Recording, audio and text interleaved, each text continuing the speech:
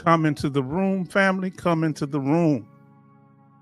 I am the H-Town vet, and I would like to welcome you to this live stream, a place where we will discuss a variety of benefits available to veterans, active duty members, and their dependents. Come into the room and let us know that you're here. H-Town vet salutes the family. Come on through.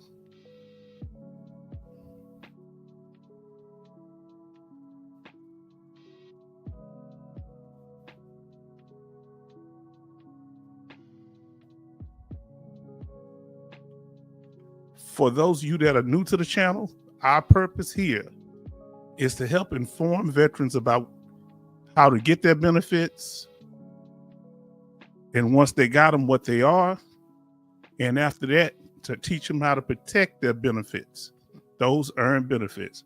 Come on into the room, family. Let's talk about it.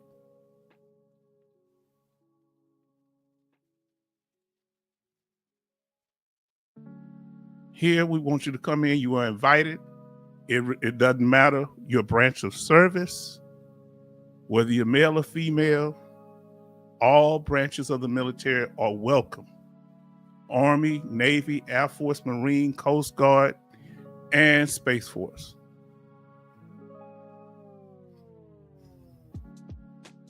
And we salute all of you, and we appreciate y'all joining our channel, giving us a chance.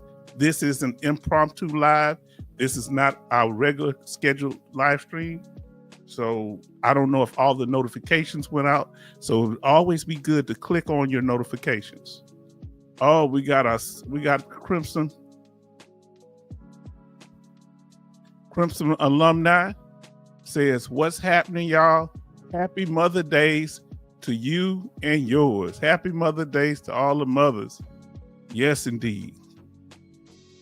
Now, will Mother's Day be on tomorrow? Or is it today? Let me know. My mom passed a few years ago, but we still honor her and love her. Let us know what your plans are for Mother's Day. So glad to have you in a Crimson Alumni 04.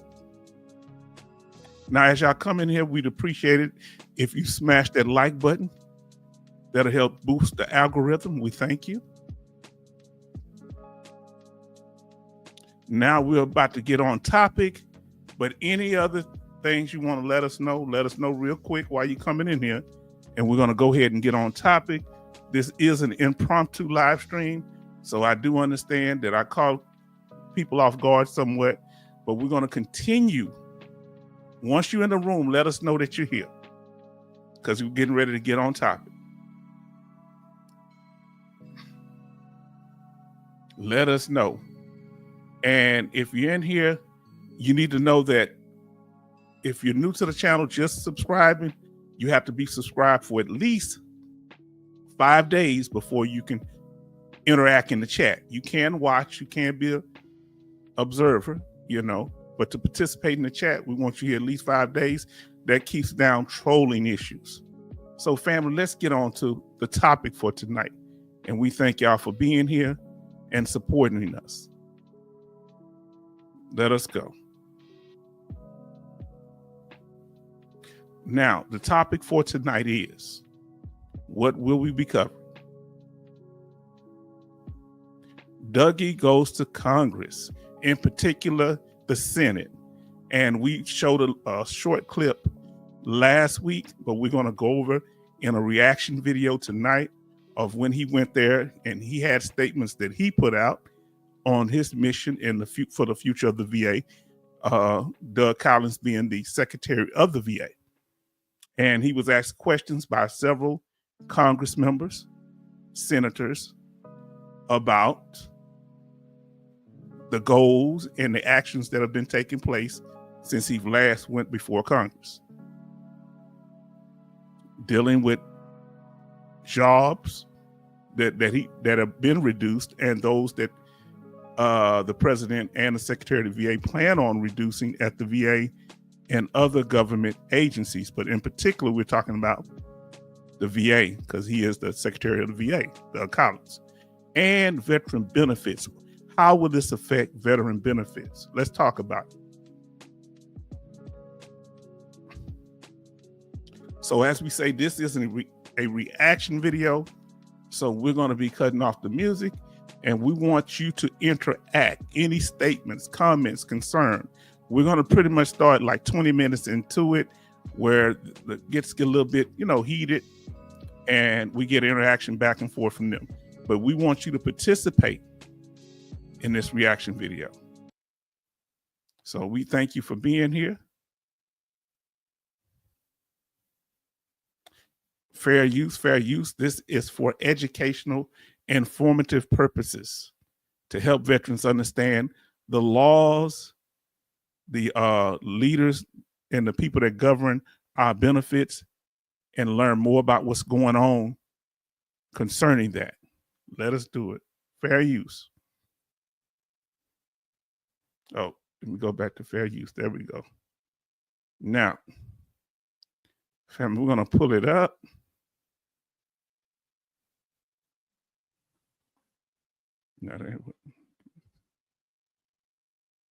Let us pull up the screen.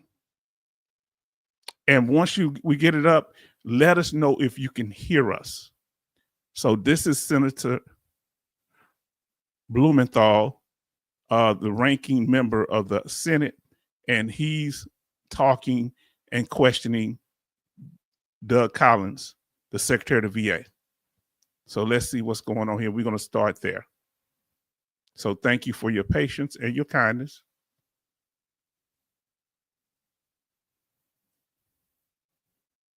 And let's get to it.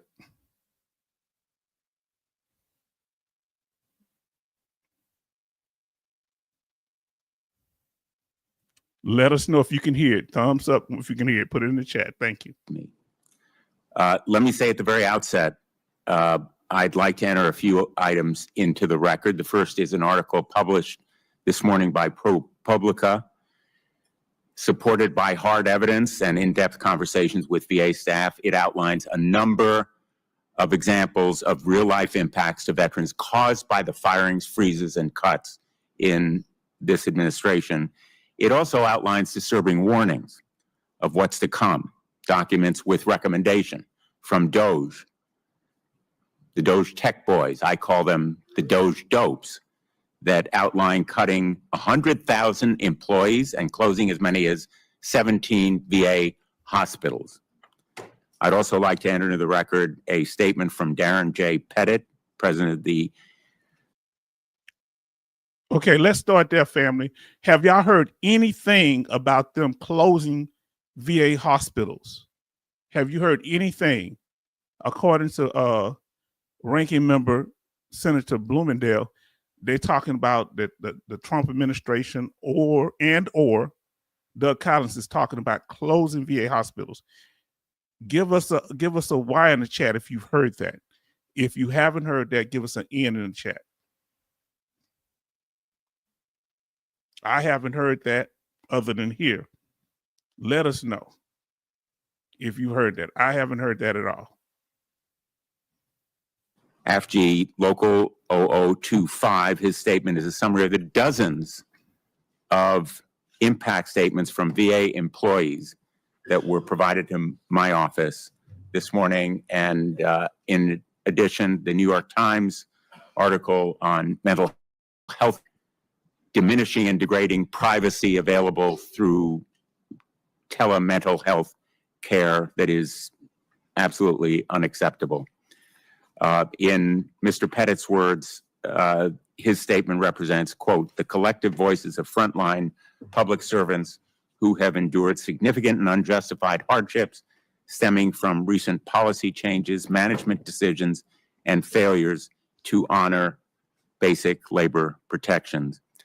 Finally, I want to submit for the record an updated list of 41 requests for information and 19 letters of inquiry that have been sent to this administration without substantive response, any sufficient response, or any response at all. If that is okay, Mr. Chairman, without objection. Without objection, so ordered. We're here about accountability, which so far has been totally lacking. The absence of responses to our inquiries are simply unacceptable. And what he's talking about is they've made several changes as far as and future plans on future changes in the Trump administration under Doug Collins being the head of the VA, of reducing the number of people work there. And they're not very clear on when it comes to veterans and VA claims, how reducing the number of people working on claims will actually speed up the process. So he sent Senator Blumenthal has sent letters there, him and others, trying to find out what they're doing, and they say they got no response. So our brother John says that he hasn't heard about any of those changes that I asked about earlier, that they're closing VA hospitals. Anybody heard anything about them closing VA hospitals under the Trump administration? Let us know. You inherited, Mr. Secretary, a VA that was delivering a record amount of health care. Last year, wait times decreased despite a record increase in new patient appointments. You claim the disability backlogs got worse, but the percentage of backlog claims actually is about the same, but increasing challenges in numbers. And the VA has decreased the time to process each claim, setting new records for productivity. You inherited a VA that was setting new records for burials, and that is important to the service members, the families that sadly have to provide those burials. The VA has been delivering more care, more services, more benefits to more veterans, and doing it faster than ever before when you took over. And that is in no way to deny the importance of improvement. Call it reform, call it revision. Improvement is absolutely necessary. But now I want to ask you a question.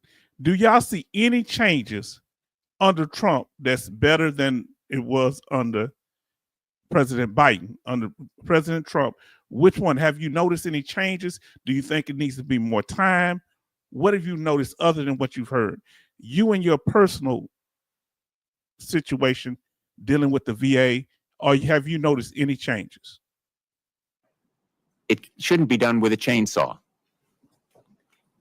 The head, the commander of the Veterans of Foreign Wars came before us, and he drew this analogy. When he was wounded in combat, the surgeon used a scalpel. He took the shrapnel out of his arm. He did not use a meat axe. He did not use a chainsaw. And that's the kind of improvement that we should work to achieve with the input of those skilled and dedicated caregivers who are working hard in the VA right now. A third of them veterans, thousands. So a third of the people that work at the VA are veterans. Okay. Do you think they need a larger number of veterans working for the VA? Or let me ask you this here. Do you think they need more veterans working for the VA, less veterans working for the VA, or the number of veterans that work there will not change the quality of care or speed up the amount of benefits? What you say on that? So if you think there should be more veterans working at the VA hospital and VA VA regional office, the VA VBA, Veterans Benefit Administrations, put M for more. Put more in there, put less, or put it doesn't matter. What do you think? If they increase the number of veterans that work for the VA, will it improve the process? Or is it the policies that the VA have, not necessarily the employees, that makes the difference? Let us know. Of them already fired, and others potentially losing their positions in the future. You've announced the cancellation of 800 contracts worth an alleged $2 billion. only to rescind that statement once the harmful impacts of the cancellations were made public, and we protested. You arbitrarily fired thousands of VA employees, including Veterans Crisis Line employees, only to subsequently reinstate a number of them after public backlash or after you learned that they were fired by mistake, and we protested. You've delayed the opening of facilities across the country only to announce they'd open in phases because of insufficient staffing. You've equated them to restaurants. You claim that's how it's always been done, but that's not true. And so far as that 83,000 number is concerned, apparently you want to go back to the 2019 numbers, because since then, some 80,000 VA workers have been added to the rolls. You should know 2/3 of them are healthcare workers. If you slash those healthcare workers, VA quality and access will diminish. A number of them are VBA claims processors, 1/3 of them. If you slash them, the times for PAC Act benefits will be delayed. I think that oversight is absolutely necessary and improvement is always possible, but it should be done positively without the slashing and trashing that right now you have advocated. In the real world, we know that. Now listen, he said advocated. He didn't say that Doug Collins have started slashing a whole bunch of jobs. He say advocated. Okay, advocating and actually doing is two different things. So that's what my concern is, the wording. Okay, family. So let me move it right along, get it to the heated part of the conversation where we can figure out what's going on here.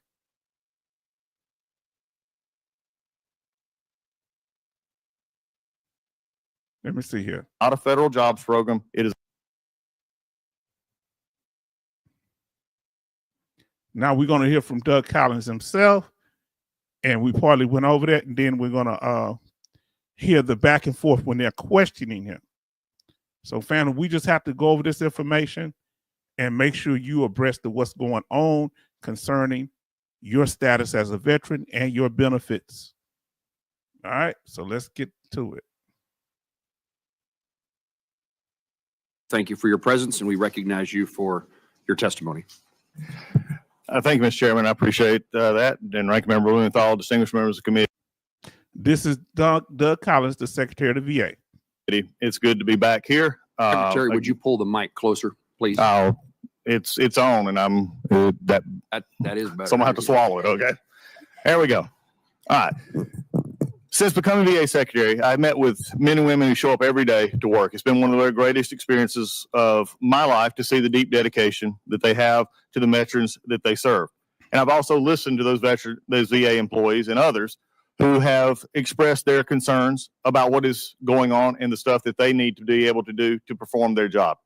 Most of those are a bureaucracy that has been out of control and a bureaucracy that has not been tamed in years.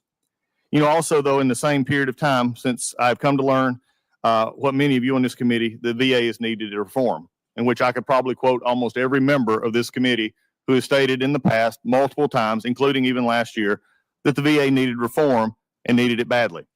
We must do a better job serving our veterans and getting to yes with veterans to the benefits that they have earned, and making sure the money Congress appropriates to the VA is not diverted to non-mission critical or even wasteful programs. Way back in 2024, Congress discussed many times reform in the VA, but it often was simply a thinly. I wonder what he means by non-critical and non-related to the VA. I would like to know. These are his opening statements, but hopefully they'll go into more detail. What is non-critical things that are not needed? Veiled quest for more employees. But the department's history shows that adding more employees to the system doesn't automatically equal better results. Just the Biden administration, the perfect record. The last 4 years, which again, I'll be happy to talk about today, showed that this issue of money and people do not solve the problems. In fact, the number of VA employees grew by more than 52,000 full-time equivalents from FY21 to FY24. And did all those people make things better for veterans? No. In fact, VA performance actually got worse. VA wait times for primary care rose from 15.7 days to 24.3 days. Wait times for mental health care rose from 14.7 to 20.4. Wait times for... Let me ask you this here, family, anybody that's in the chat, anybody here has an appointment that's more than a month out? If you have let us know how far out your appointment is. If you have one that's further than a month out, let us know. I'm not saying if you just had your appointment, but it's like 2 months or more out. Let's say 2 months. Put the number of months as far out. I have one, I think 2 months out. Specialty care rose from 24 days to 38 days. And VA disability benefits backlog increased and was at 260,000 when I took office at the 1st of February. I will say that we have decreased it by 40,000 since we've taken office. Something has to change, and we're going to have to change it. President Trump looked at the problems. He's looked at the problems across it and said, let's take care of our veterans and do so in a way that takes care of our veterans, families, caregivers, and the survivors that we serve. And also, I've never been shy about talking about and addressing tough issues, and I won't ignore the elephant in the room here today. As has already been discussed, and we're aware, we're looking at department structure and staffing across the enterprise. I've said countless times, this review is aimed at finding ways to improve healthcare and benefits for veterans without cutting care and benefits for veterans. Our goal is to increase productivity, eliminate waste, bureaucracy, increase efficiency, and improve healthcare to benefits and our veterans. We're going to maintain VA's mission essential jobs like doctors, nurses, claims processors, while phasing out non-essential roles like interior designers and other things. So he's saying they're going to keep doctors, but you're going to hear him later on talking about some doctors are walking around not seeing patients. DEI. This is savings we can achieve that will be redirected to veteran health care and benefits. Our goal, and here is the key word, our goal as we... And he's talking about getting rid of DEI. Look at it as everything goes forward, is a 15% decrease. It is a goal. If it's, as the chairman said, it could be less, could be more. It is a goal that you have to look at. You have to start somewhere. Year after year, the calls for VA reform come from every corner. The lawmakers, media, watchdog groups like the Inspector General, Government Accountability Office, VSOs, individual veterans across the country. This year, we have finally embarked on a historic effort to reform the VA. We have been emphatic that we will not be cutting benefits and health care, only improving them, and I think the budget shows that. And we're engaging in career subject matter experts, senior executives, political leadership to restructure the department so that it works better for veterans. A scalpel, not a hatchet. Now, let me ask you this. How long do you think we should give the current administration to deal with these issues that are related to veteran benefits and seeing if there's going to be a change? Should we give them a year, 2 years? How long should we give them, family? Anybody got any suggestions? Are we being a bit impatient? Do they need more time to see what's going on? Or do you feel like they're moving too fast and cutting too much as it relates to jobs? And do you think that veteran benefits are on the table, that they'll cut our benefits as veterans? Let us know. We are also doing what all the veteran stakeholders agreed needs to be done. And there has been some reaction. We've been met by a barrage of false rumors, innuendo, disinformation, speculation, implying firing doctors and nurses and forcing staff to work in closets and showers, and that there's chaos in the department, none of which have been backed up, even articles from today. Why? Because we canceled some contracts that work for the VA that we should be doing in-house, and we let go less than 0.5%. That's why I'm sort of amazed at something just said, that we've had let go 0.5% of non-mission critical employees. Do I hear our critics tell it? The department was absolutely perfect before January 2025. Everyone knows that's not true. The fact is that the VA healthcare has been on the Government Accountability Office high-risk list for a decade. GAO says VA faces system-wide challenges in overseeing patient safety, access to care, hiring critical staff, meeting future infrastructure needs, and we're working hard to fix these and other issues. And we need your help. We want to work with Congress to fix the VA. But our shared goals need to be making things better for the veterans, not protecting a department's broken bureaucracy. The Department of Veteran Affairs is not a federal jobs program. It is an organization whose sole purpose is to serve veterans, and we must never lose sight of that. In just the first 100 days, we refocused our core mission back on the veteran, not the VA itself. We're making sure that they actually get choice in the Mission Act, which is what the law requires, which we have found over the past few years has been actually stifled at the VA. Instead of sending people to community care, they were actually encouraged and fought to stay in the care inside the VA. We brought back people from work. We've accelerated the deployment of our electronic health records management system. And yes, we have processed record numbers of disability claims and redirecting millions of dollars from non-critical efforts to support our beneficiaries. As we go forward, we're just getting started. There's a lot that we can agree on. There may be some things that we disagree on. But the one thing about it, it will never change for me, Mr. Chairman, Ranking Member, and the rest of the committee, is that we have got to take care of our veterans. And obviously the numbers that we've seen in the last few years have shown that we're not. And with that, I yield back. Mr. Secretary, thank you. So what, in your time as the Secretary and the circumstances that you are under and engaged in, what do you assess as your most significant areas of concern? We're going to get to the heated part, family, because we started the other night, so we're going to get to the heated part. Our brother in here says, H-Town, good evening. Good evening, my brother. This is impromptu live stream. Then we have I said H-Town, I saluted him, and that's salute to all the family that's in here tonight. Now, family, let's get to the heated part when they was really getting down to the nitty gritty. You understand? Let's see what we got here. All right, here we go. Now, tell me what you think. We went over this a little bit. We're going to go into more detail now, and we're going to talk about different questions. And we want to get to the more contentious parts where we can figure out how good Doug Collins did and what happened. In those. So we're working those in our areas to make sure that we do have good community health, community partners in this regard, and also hiring the best that we can. Also leveraging partnerships with DOD, but also looking at our nonprofits and our VSO to see how they can help as well. So it's a total approach to how we're looking at this, and want to continue to do that. Blumenthal. Thanks, Mr. Chairman. I listened to you recite those problems that you encountered. Mm-hmm. Not a single one of them will be solved or addressed by slashing the VA workforce by 83,000 people.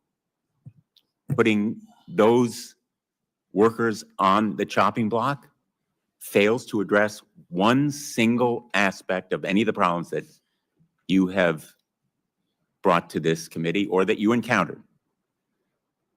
Are you aware, Mr. Secretary, that the VA changed the way it calculates wait times in 2022? The information I gave you is as of our current VA system. The information you gave us is deceptive and misleading because the VA changed the way it calculates wait times in 2022. In addition, because it begins in 2021 at a time when a lot of VA patients were coming back to the VA after COVID in 2022. This information is fundamentally deceptive and misleading. I ask you to go back to the VA and correct it in a written submission to this committee. Mr. Chairman, I ask that we enter into the record an article that appeared in the New York Times entitled "What Elon Musk Didn't Budget for: Firing Workers Costs Money Too." Are you aware, if there's no objection? Without objection. Are you aware of the costs that will result from firing those VA workers in compensation that has to be paid to them when they have been wrongfully terminated. Well, Mr. Chairman, I mean, Mr. Ranking Member, if you look at that from a perspective, there's cost to moving forward. There's been some issues here. I think one of the You biggest don't have a things is- number for us, do you? No, because we've less than Because you one half, haven't calculated less what than it one will half cost of 1% to of the fire people we've those actually been fired. workers and then reinstate them when the Yeah. courts tell you, as they will, that they've been wrongfully terminated. We're talking about less than one half of 1%, Mr. Chairman. I mean, Mr. Ranking Member, you've thrown out numbers of thousands. This is exactly what I'm fighting against. When you It may use be a numbers that small are part not of your true. workforce, but they are the physicians. No, They are the no, surgeons. Mr. Ranking Member, I will not let you do that. I will not let you sit here and scare my veterans and scare my employees, because there's been I mean, you must have stuff that, again, you're looking at making a prediction in the future, because no one has discussed firing doctors or firing nurses. We have always said that we're going to keep frontline healthcare. Now, if we want to continue this message that So remember that he said that they're not planning on firing doctors. these are out there when you have no knowledge of what you've just So said, let's except speculation begin with and facts innuendo. right now. That is facts. Will you submit to us, which you have failed to do, specific positions where workers have been fired already? At this point in time, Yes or no? we've submitted to that. Look, you also said something that I need to address real quickly. We have, Well, wait a second. Yeah, Please I mean, answer my question. Will you give us the information? we have given you the We've requested information it that is again and required. again and again. What positions have you terminated? And what's your plan for terminating in the future? Okay. First off, we will get you the information that our staff will check back with the plans for the future. This is an interesting thing. You would like I think what we're trying to do here is we're going through a process, which I talked about in my opening statement. If they've only gotten rid of 1/2 of 1%, less than 1/2, why can't they tell you who they fired? What type of positions do they have? Or do they work are they claims processors? Do they work at the VA hospital? Do they work on the hotline? Do they work on the crisis line? Let us know where these people are. But he won't get no solid answer. Shouldn't he be prepared to answer those simple questions? The people that you have fired, what job description did they have? All right. Statement that deals with career employees, it deals with professional staff and others outside consultants to see what is the proper size for our VA. You know, you're No, running out let the me answer the clock. question or I not. know what the tactic is. Let me We answer. both know, because you served in the United States Congress too. You can fill the air with words. You But can as what well, sir. veterans deserve is action and accountability. We've asked for this information repeatedly. You've said you are firing 83,000 people. If you fire the people who have been hired in the last 5 years, you will be firing physicians, nurses, surgeons, counselors, workers who are front line. You cannot slash and trash the VA without eliminating those essential positions which provide access and availability of healthcare. It simply cannot be done. And you may give us a lot of verbiage here, but you're not giving us facts, and facts are essential to accountability. That's why you're supposed to be here, but you're not giving us the facts that we need. Thank you, Mr. Chairman. With all due respect, can I answer his question? You may answer. Thank you. With all due respect, there's verbiage being said from the dais as well. And dais that I would like to say, as I have said already in this hearing, that there is a goal of looking at a 15% reduction. You have stated on several occasions already. Now, family, okay, so we got the situation here. Does this concern us? Will this affect us? We need to know this here. We have MG Smith said, H-Town, he is not, or you saying he is hot? What are you saying? Who is he in particular? Are you talking about the Congressman Blumenthal? Or are you talking about the Secretary of the VA, Doug Collins? So what is the situation that we have here? Is this something that we should even be concerned about? Will this affect the everyday veteran if they cut people at the VA regional office, at the VA hospital, people working at the hotlines? Let us know. So he say, okay, he's not prepared. So you're saying, now listen, what is he lacking? So when it comes to Doug Collins, what is he lacking? What is old Dougie lacking when he come up there? He's not prepared with the numbers of people that they fired, the type of jobs that they had at the VA. So why would you be cutting jobs if you don't know what jobs that you cut? And on top of that, let's be fair to him. Shouldn't Congress give him some questions so he'll know what they want, so he have that information at hand? Because they could ask him a variety of questions. How prepared can you be? What would you expect him to know? All right, let's talk about it. That I'm saying we're going to fire 83,000 employees. That is wrong. I would appreciate that being corrected because that's not true. I said we're looking at a goal of how many employees we have and how many employees that are actually working in the front line taking care. I have doctors and nurses right now that do not see patients. Is that helping veteran health care? Yes, it does. No, it does does. not. Not when I need those doctors. On a case, not when I need those doctors in a clinic. A doctor who consults. Now, we asked this question last time. Do you believe that all doctors at the VA should see patients? Let us know how you feel about that. If you feel that every doctor at the VA should be seeing patients, put a Y in the chat. If don't, put a no in the end for no in the chat. The reason I'm saying it is some doctors, they are more skilled and they work in administrative positions, so they may not see patients, but they may be supervising other doctors. What percentage of doctors that you think need to be seeing patients? And what percentage should not? What percentage should be seeing patients? I'll say 90% should be seeing patients, and about 10% should be in the leadership positions. Let us know how you feel about that. What percentage of doctors at the VA should be seeing patients? Let us know. H-Town say 90%. Now let's see what our brother's saying here. He says, H-Town, when you go in front of Congress, you better be prepared with facts and numbers, not rumors the media is saying. Here's the thing, family, because a lot of them gonna be done their research up there, right? So the problem is this here, and y'all let me know that when we go before the VA with our VA claims, the VBA, the Veterans Benefits Administration, do they show any mercy on us when we don't have the proper evidence on our claim? Do they show any sympathy to us if we get stuff a little misconstrued? If we forgot to sign it? If it's something missing?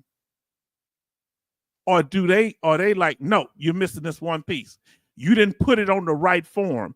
Who in here that the VA has got on you or kicked back something because you didn't put the information on the right VA form or it was outdated?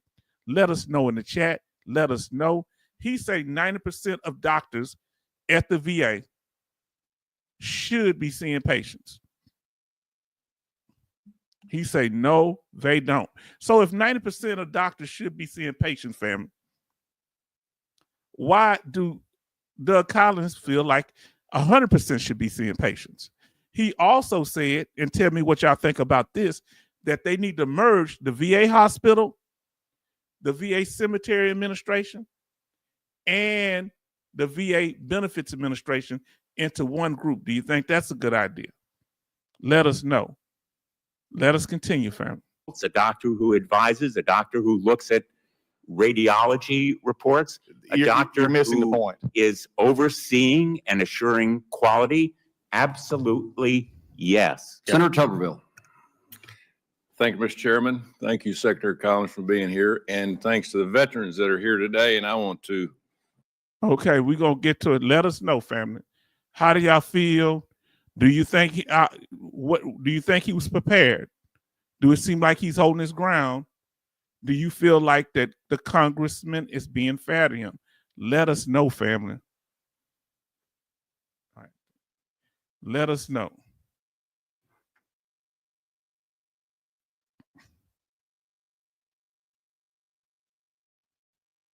And some people will say, well, we've had an increase in different programs we have, but we also lose about 400,000 veterans a year to.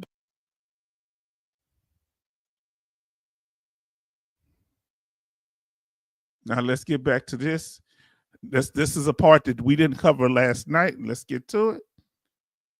And Doug is explaining the loss and everything to veterans, the loss in number of veterans we have. Veteran state of Alabama, they have, for the first time in just 2 months, have seen progress at a lot of the VAs in my state. We've seen a record number of disability claims processed. Yes, they have been fair. Okay. And just feel like they've been fair. Okay. Employees finally returning to work, and an end to the DEI programs like treatment for gender dysphoria. You know, the days of business, as we all are noticing and hearing today, are over, and finally our veterans are being put first. And let's talk about the budget a little bit, Mr. Secretary. Over the last 10 years, the VA's budget has more than doubled, and the number of employees at the VA has increased more than 100,000. But the number of veterans in our country is declining, and VA enrollment has changed. The VA has become a bloated bureaucracy. I think most of us will agree with that. Secretary Collins, why has the VA budget become so bloated over the last 10 years if the veteran population has remained stagnant? Senator, I appreciate the question, because there's also one other number that we're leaving out there as well, is that veteran population of actually enrolled in the VA has stayed steady at 9.1 million. No matter, and again, we can try and talk about numbers all we want here, but it's been 9.1 million steady for the last 10 years we look at this. So we're also losing veterans as a total population, but we're also not gaining in the enrollment of the VA. What we tend to forget, and some people will say, well, we've had an increase in different programs we have, but we also lose about 400,000 veterans a year to death, natural causes. So, I mean, it's. Okay, now family. So basically he's saying the veterans that pass away, that get out of the system because they are currently deceased, the number of veterans coming into the system is the same. It seemed like that should be higher with so many veterans having multiple tours in these newer wars, OFI, I believe it said, the second Iraq war and things like that. It's a priority of function. So what we're looking at here is there's been programs that have been increased. There's been a mandatory spending increase, and those have been the things that we look at. I think what we're actually looking at here, though, is there's been a decision that that it's easier to just put money and people toward issues without looking at, is there any cost, or is there any real world aspect of that? Is there a return on investment? I think. What do you think, which part of the VA do you feel they need to put more money in? I think they should put more money into this. And y'all let me know, do you think they need to put more money into the hospital, when a veteran passes away, more funds that you can have to bury your family member? What do you feel? I feel they need to put more money into the VA claims process and letting veterans get a private DBQ from an outside doctor. And I think the VA should pay for it. Huh? How you feel about that? Come on now. Tell me what you think. What do you think the VA should be paying for that they're not currently paying for? Anybody got any ideas? I think that as you talk to veterans, and I go out and talk to veterans, one of the things that we're having is that those amount of numbers and people aren't equating into how we can actually function. I appreciate the ranking member service. I appreciate we just disagree on this. Okay. Now he says, our brother says, yes, the claims process that really needs some work. What is the weak parts of the claims process, family?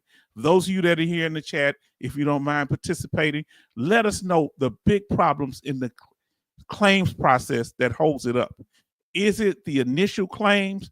Is it the fact that the VA is not clear about the whole total process when it comes to doing claims? Remember, if they were to break it down, it'll be easier for veterans to file. Do you think they need to have veterans more informed on the claims process? Do you think they need more VA workers processing claims? Do you think they need to be clear with the rules? Look what we got here. He say, that's what I didn't get the notification either. So we sorry about that. Now, Betty Bob say, good evening. H-Town, good evening. I did not get the notification.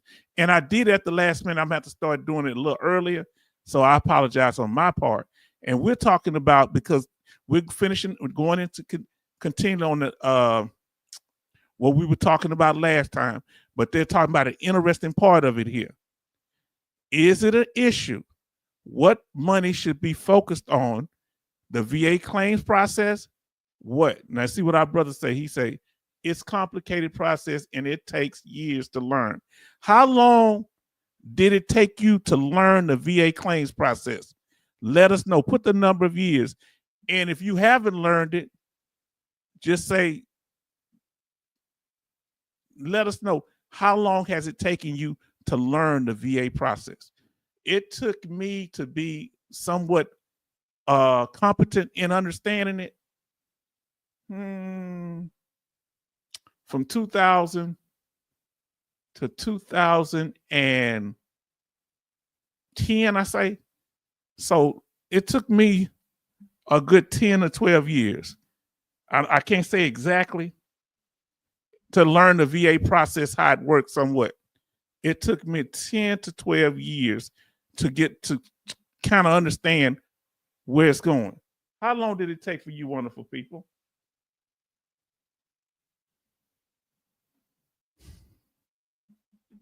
It took H-Town 10 to 12 years to learn the VA claims process. Now, MG Smith, thank goodness, Betty Bob's good evening and hello. Come on in here, family. Let's do it. Family, do you see how deep this is? Now, H-Town, now I want y'all, come on, let me come up on the screen. Let's talk for a minute here, because this is, like I say, we ain't in no rush to do this here. We're going to do little clips of it, and then we're going to go into interaction because of the fact that we want y'all to interact. We want you to participate. Now, listen to this and listen clearly. H-Town told you it took me 10 to 12 years, really longer than that, but to learn the VA process. I think I filed my first claim in 1999. I didn't know what I was doing. The second one in 2004, from what I remember. The second one in 2004, I got denied. Then in 2007, they gave me 0%. Then in 2008, they gave me part of it. They went back when they first did it.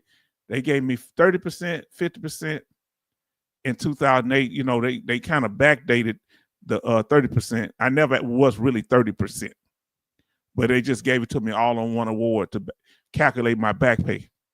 And so I got 50% in 2008.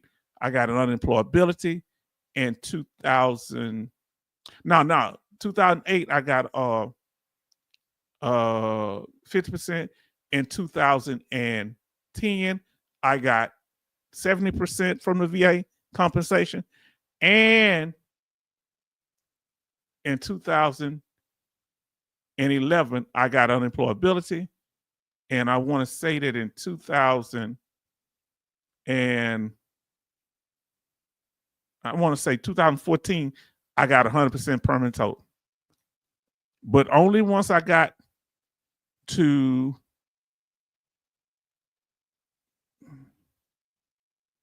only when I got to about 2 was I understanding the process. And it took Brother MG Smith 15 years. How long did it take you, Betty Bobs, to learn the claims process? Listen what Betty Bobs say. They need to educate the claims rater. Now, do they just need to educate them, or do they need to also hold them accountable for making errors on our claims? And if they make an error, they need to go back and give us all that back pay back.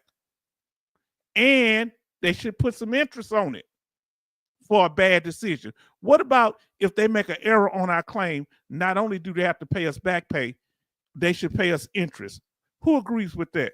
Give us a why in the chat. Want that cut down on the number of claims that they mess up? Now, Betty Bob say, MG Smith, hello, how are you doing? And then we got MG Smith says, Betty Bob's, thank you. As y'all come into the room, family, let us know that you are here. You are very important. We value you. I am the H-Town Vet, and I'd like to welcome you to this live stream. Right now, I got a serious dental issue, a chipped tooth and a nerve exposed. I had to go to the VA last night at about 11 or 12 o'clock, and I was there till 3 o'clock this morning, family. So, you know, I want to come in here and talk to y'all, let y'all know. And it was infected, and they gave me some antibiotics, and they gave me some Tylenol and a shot in my hip. That worked. And my daughter was asleep, so I didn't want to wake up because she the one drove back from college. So my niece went with me up there. And when I go to get that tooth, hopefully I can get it pulled on Monday. And hopefully both of them going to be with me then. Look, I'm getting older. I'm a scaredy cat now. I want somebody with me. Now, come on, family. Let's see what they're talking about here. Now, listen to what our sister Betty Bob says. I'm guessing people, as y'all come into the room, let us know that you're here. We got 19 people in the room, family. While you in here, please smash that like button. Now, listen to what our sister Betty Bob says. And see, family, we're going to break this down like nobody else. Like nobody else. Huh? I may be in pain, but we're going to tell this truth because I don't want you to be in the dark like I was in the dark. They're making so many changes to our benefits. We need to know what's going on. Somebody give me a thumbs up on my sound. Is it okay? Now, Betty Bob says, let me get it up here. She says, half of them accountable. Yes. And they should get suspended for at least 6 months without pay. If they make, and I say not minor areas, if they make egregious errors on your claims, nobody should be, the veteran just appeal it on their own. That's what they used to tell them. Don't worry about it. No. Now, so listen to what MG Smith says. Now, MG Smith said, this is a good time to correct things. I said I was at 84% primary, was 70%, then 10% tinnitus. Secondary went to 100% mental health. Okay. Now, so you can hear me good. Let's get into it, family. Look who's here. Now, repost that chat, Isis, and Scott and Isis World. Tell us what you said about your claim and your CMP exam. We want to give Madre in the house. Madre ain't been around, but let me tell you something about Madre. Can I talk? And I'm gonna tell it to his face. Do you know? But Madre still be donating even when he ain't here. He might be sitting back in the chat. Everybody show love to Madre. He dropped some coins down on it, and he's always been supportive of us, always been respectful. But we love you. Everybody show love to Scott and Isis World too. We have to encourage. We got to support each other, family. Let's get something straight. This is not to be centered on me. This is to make sure that you right. Now, so you're saying, Smith, that you are 100% for mental health already? And is it permanent and total? Let us know, brother. Show some love to the family. So Scott and Isis will say hello, H-Town Vet and the chat.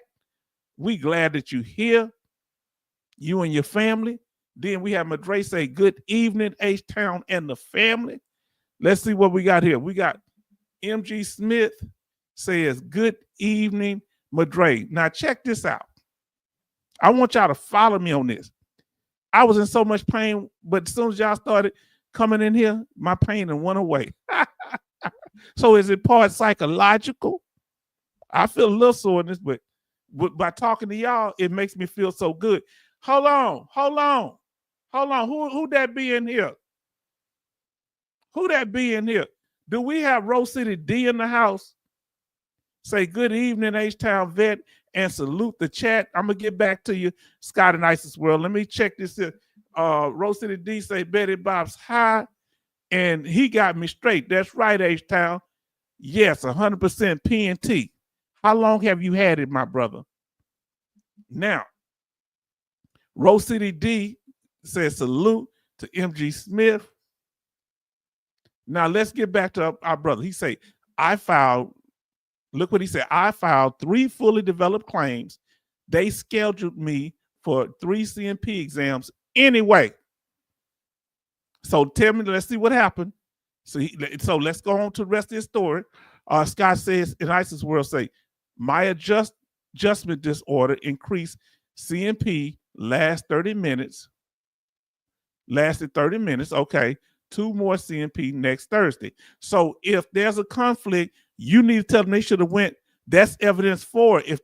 If you went to that fully developed claim, had a DBQ that you had from an outside doctor, and it had favorable information, and then they had you go to a CMP exam by the VA, and your DBQ was on the evidence was for you, and the CMP exam was evidence against you, they supposed to rule on the side of the veteran. When there's evidence for and against the claim being increased, they rule on the side of increasing it. That's why that's conflicting medical information. Because guess what? Different examiners over time will come at different conclusions. Come on now. Betty Bob says, Rose City D, how are you? Then we got MGS. MGS Smith says, Rose City D, good evening. We thank y'all, family. We thank y'all. You need to file. Go watch our video on that, on fully developed claim. We have the law listed, and quote the law that they were not supposed to send you to those second exams. Good you went, so because they would have tried to close and deny your claims if you didn't go, but you need to refute that they done that unjustly. Because did they tell you? Let me ask you this here, Scott and Isis World. Did they tell you that there was something wrong with your fully developed claims? Did they send you something saying that your fully developed claims were insufficient to make a rating decision? Let us know. For either one of the 3, let us know. Come on now, look what our sisters say. This is what you need, brother. 38 CFR 3.326. That's what you need. Now let's see what he said. I also have a CMP for a supplemental claim as an ACE exam going on now. Oh, you are very busy, but make sure you know this right here. Make sure that you know what Sister Betty Bobs is putting down. 38 CFR 3.326. That's the law, but they're supposed to look at any other evidence, and they shouldn't schedule for an exam if they can find the evidence in the information you provided from your medical records, outside DBQ. This is important. Now, let's see what Scott and Isis World say. Next month should be interesting for the rating. Adjustment disorder increase, CMP, OSA, obstructive sleep apnea, and diabetes. Is either one of them secondary? Now, here we go. Scott and Isis will say they didn't say anything other than I have the exam. That's where you got them at. They're supposed to say why the fully developed claims are insufficient. If they ignored you, you need to file and ask for a response saying they did not give you a legitimate reason why the fully developed claim was not fully developed. They're actually overdeveloping your claim by having you go into another examination. Tell them that's what you need to put in there. Watch our video on overdeveloped claims. It's very popular, and you get more details. Now, sister say, H-Town, I sent you the M21-1 yesterday. Yeah, you're going to have to do it like you did the other time. When you send me all that, it's like scatterbrain for me. I don't know what you got so much stuff highlight. You got to give me this one specific law. You can't send it with 12 different things on there. I don't know what to look at. When I start clicking them, I start getting confused. You got to be specific like you was. Let me know the law in particular like you did before, and I can look. But I got to start because I got so much I'm doing. If I got to research it and then I don't understand what's being said, my mind is so, unfocused. I wouldn't know. So do it like you did before. You say the topic, like you told me, exams.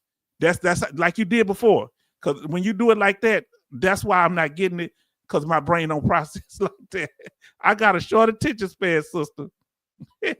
But the information, we're going to be doing another live stream. That's why I can't wait. So send it to me like you did before with the law. Thank you so much. H-Town, you lucky it's you. Thank you for being patient, sister. We did it like she said, okay. Oh boy. Don't get on, you're gonna make me cry. Now listen what our brother said. Let's help our brother out here. He say obstructive sleep apnea and diabetes secondary to adjustment disorder increase CNP exam with obesity as an intermediate cause. Remember, we said that obesity is not a service-connected disability, but it can be used as an intermediate, how can I say? An intermediate between one service-connected disability and the intermediate right here and the other condition, right? So you might get depressed and you start gaining weight. And then as a result of gaining weight, you have sleep apnea. So that gaining weight is the intermediate between the depression and the sleep apnea, thus making the sleep apnea, obstructive sleep apnea, secondary to the what? To the depression. Now listen what we got here. Let's see what we're talking about here. We got Scott in the ISIS world say, so weight gain causes my depression and anxiety. Of course. And it could be the medication, the side effects from the medication. You can file for that too. Did you know that? So certain PTSD medications make it where you have erectile dysfunction. You can get special monthly compensation, a little over $100 a month. How much it is for the special month compensation for loss of creative organ? Now listen here. Now listen to lifestyle changes. Says yes, they need to hire more people that are veteran advocates. You talking about at the VA themselves? You talking about at the VA regional office? You talking about at the VBA, the Veterans Benefit Administration? Do you think they need to have people in there that advocate for veterans that work at the VA regional office? Let us know. They say whether they are veterans or not. Also, I agree with you 100% that the rater needs to be held accountable. Now, y'all, okay, our sister coming through, she telling us that we got 14 watching, 11 likes. Go ahead and smash that like button. Real good statement. What do y'all think about lifestyle changes? What do you think about what lifestyle changes? I'm liking what you saying, lifestyle changes. You make me want to change my lifestyle. You know what I'm saying? To something more positive. I like that. Whoa, boy. Oh, that makes me feel good. Family, we're trying to make sure. We got Farm Girl in here. Did you milk the goat? Did you get some of that good goat milk? Farm Girl, she say, good evening all. Farm Girl Rebel in the house. You understand? What we were saying, Farm Girl, what we were saying is this here. Should the VA rater that rates your claim, or if it's several, be personally held accountable for making errors and mistakes on your claims? Some say that they should be what do you call it? They should be put off from work without pay for a certain amount of time. Smash that like button, family. Smash that like button. Now I got to get back up here so the statements I didn't finish. MG Smith says SNA World, talking about Scott and ISIS World. That's what I heard just today. Betty Bob says, did you get a Nexus letter and write your personal statement? That's important. He say, yes, I did, Betty. Okay. And you can get family members to write statements too. My grandmother wrote one before I passed, and that played a critical role before she passed. I'm sorry. I feel like I was gone then. My big mama? Huh? Carter May? Lord have mercy. I just be walking around and say, I want my big mama. Y'all just don't understand. I thought that woman would never pass. And come on out here. Come on, get with me, boy. Now listen. Scott and Isis will say, I filed a IMO and DBQ and med records with both claims. Now let's see. So our sister says, Farm Girl Rebel, how are you?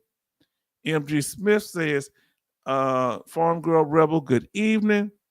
She say, my goats are male. Oh, I'm gonna leave it alone. I ain't milking. God dog. I set myself up for that one.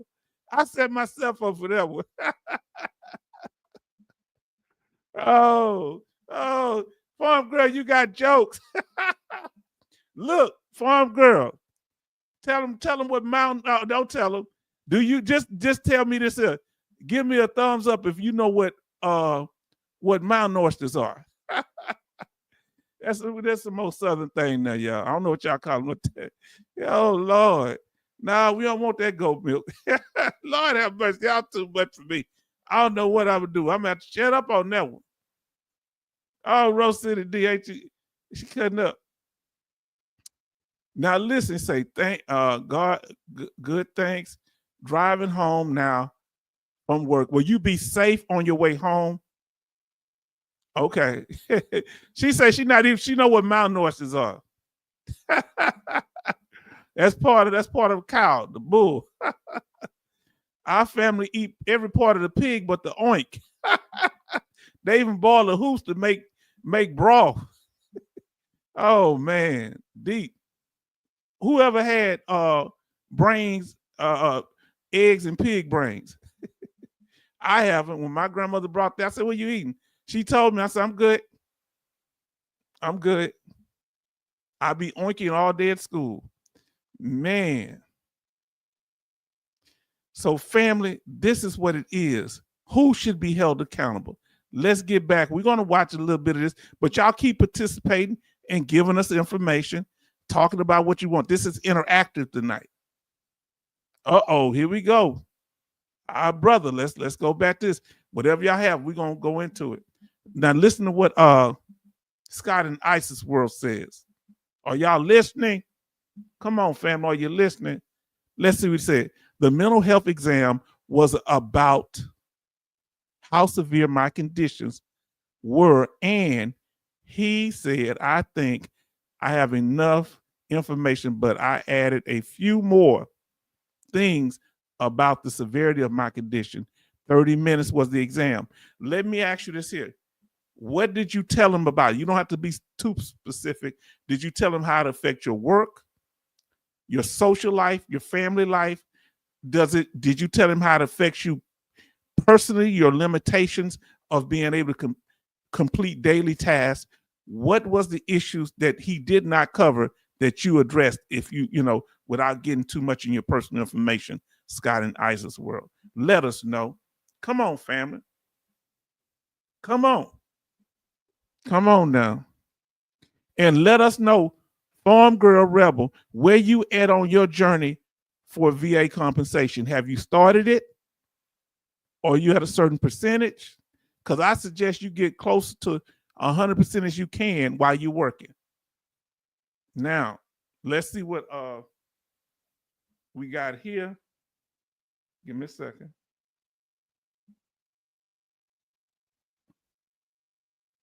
All right, we got. I want to check and see how we doing on the.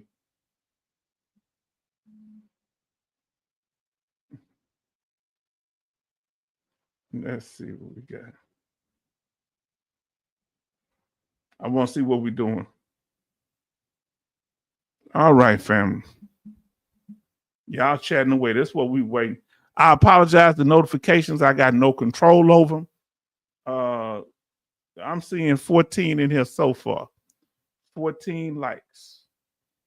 16 watching. Now, you know, I'm a little ahead. It's a little delay. Now, listen to what Lifestyle Changes said. I agree that the Raiders should have time off without pay. Okay, so that's what it's saying. So we doing good. Thank you, Sister Betty Bob. I'm gonna finish your statement, but we got to do our update here. Say 16 watching and 14 likes. Y'all say, why we talk about this all the time?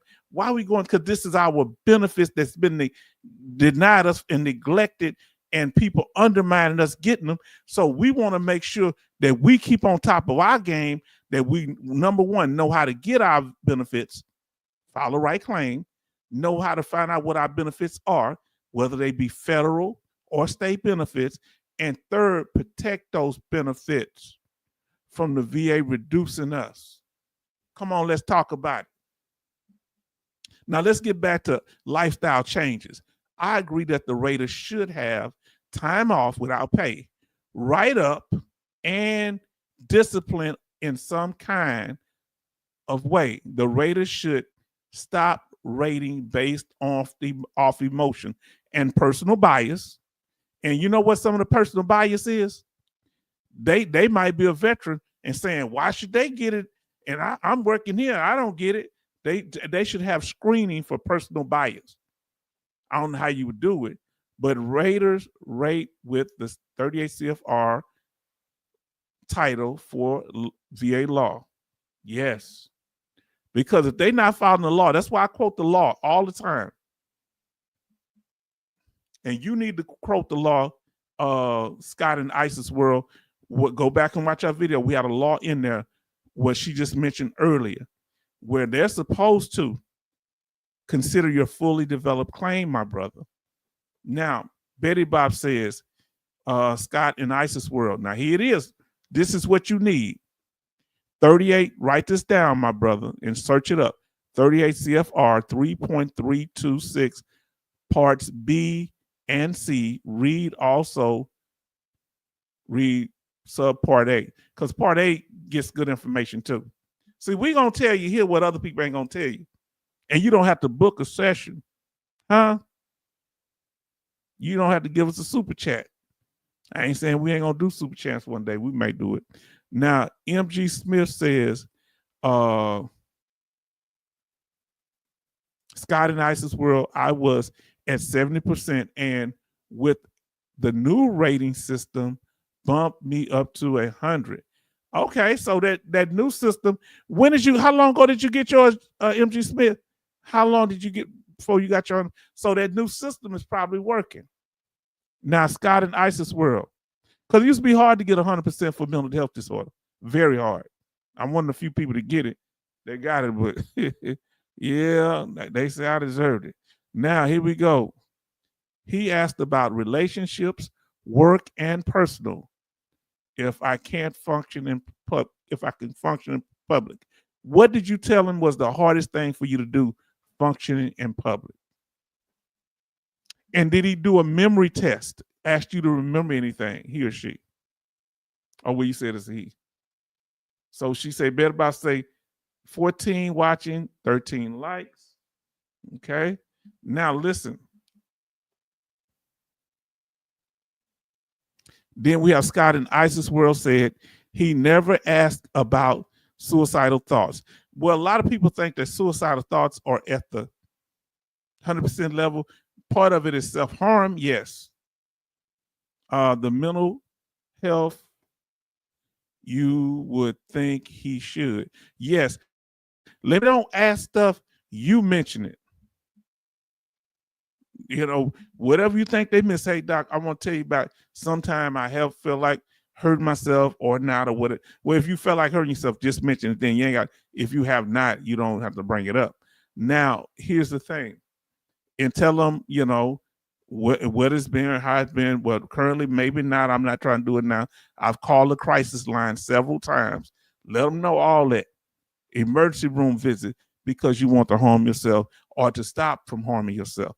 That's what you need to do. Scott and Isis World, if I get denied, I will bring that up. Yes, indeed. That'll be your rebuttal. Now that it's in, I get what you're saying. Now, MG Smith said H-Town last August 2024. That's still under the old rules. Now, Scott and Isis World, no memory test. I did tell him I have issues with memory. 30 minutes. What was it, the core of the crux of what he was asking for? Betty Bob said there are 14 watching and 14 likes. That is excellent, family. Family, y'all doing it up around here.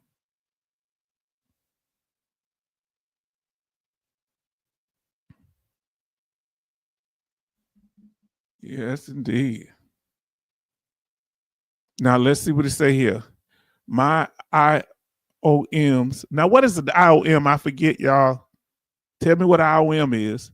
Says more likely than not for both claims. Okay, more likely than not. This is what I'm talking about. All right, family.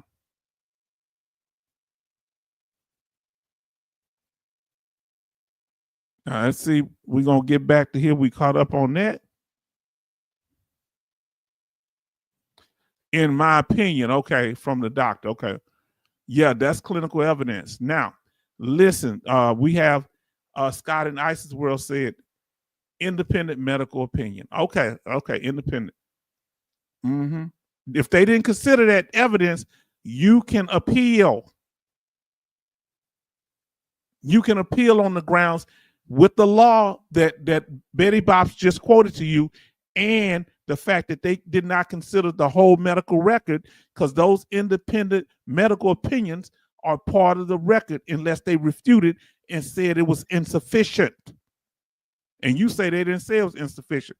Now let's get to Farm Girl Rebel, because we want her to get that 100% and be out there with them cows, with them goats and them chickens and them horses all day.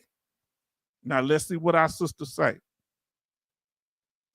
She says, I'm currently at 40% for neck and our arm, radiopathy, and tinnitus.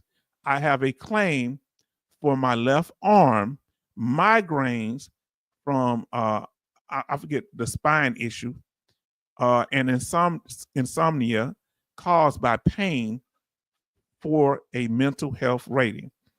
Yes, so make sure, what is exactly the mental health going to be? Depression, anxiety, what is it going to be? Because they don't rate for pain, and I don't know if they rate for insomnia anymore.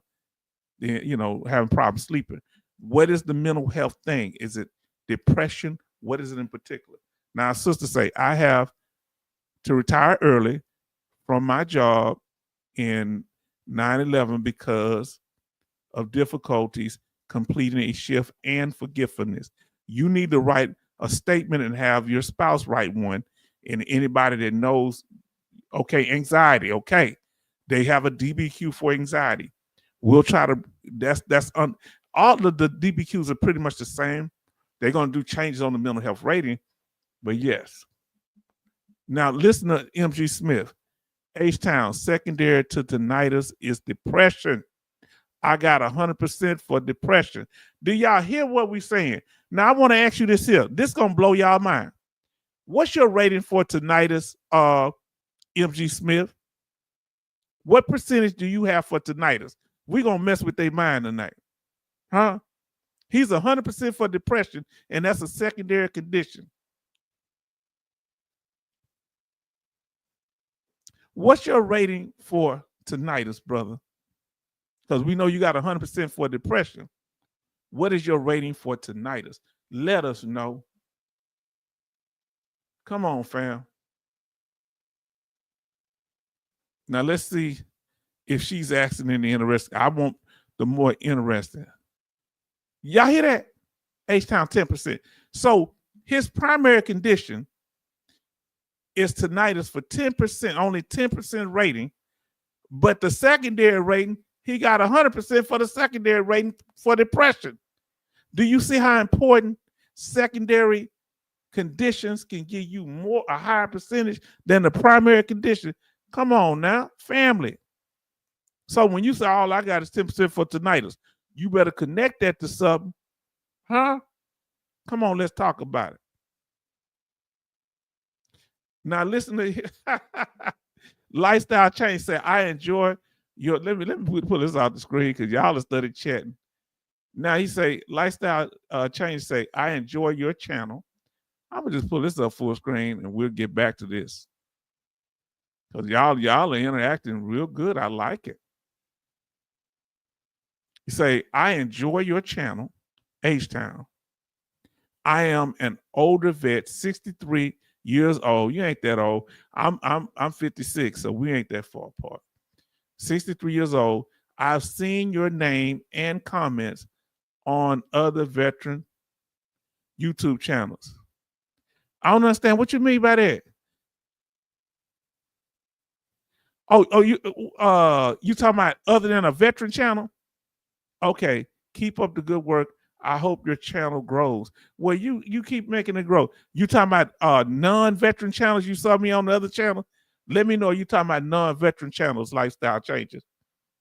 Because if I was on other veteran channels, I would love to know which ones it were. But if it was non-veteran channels, just say yes, it was non-veteran channels. Now, Betty Bob says, MG Smith, I knew it. I called it.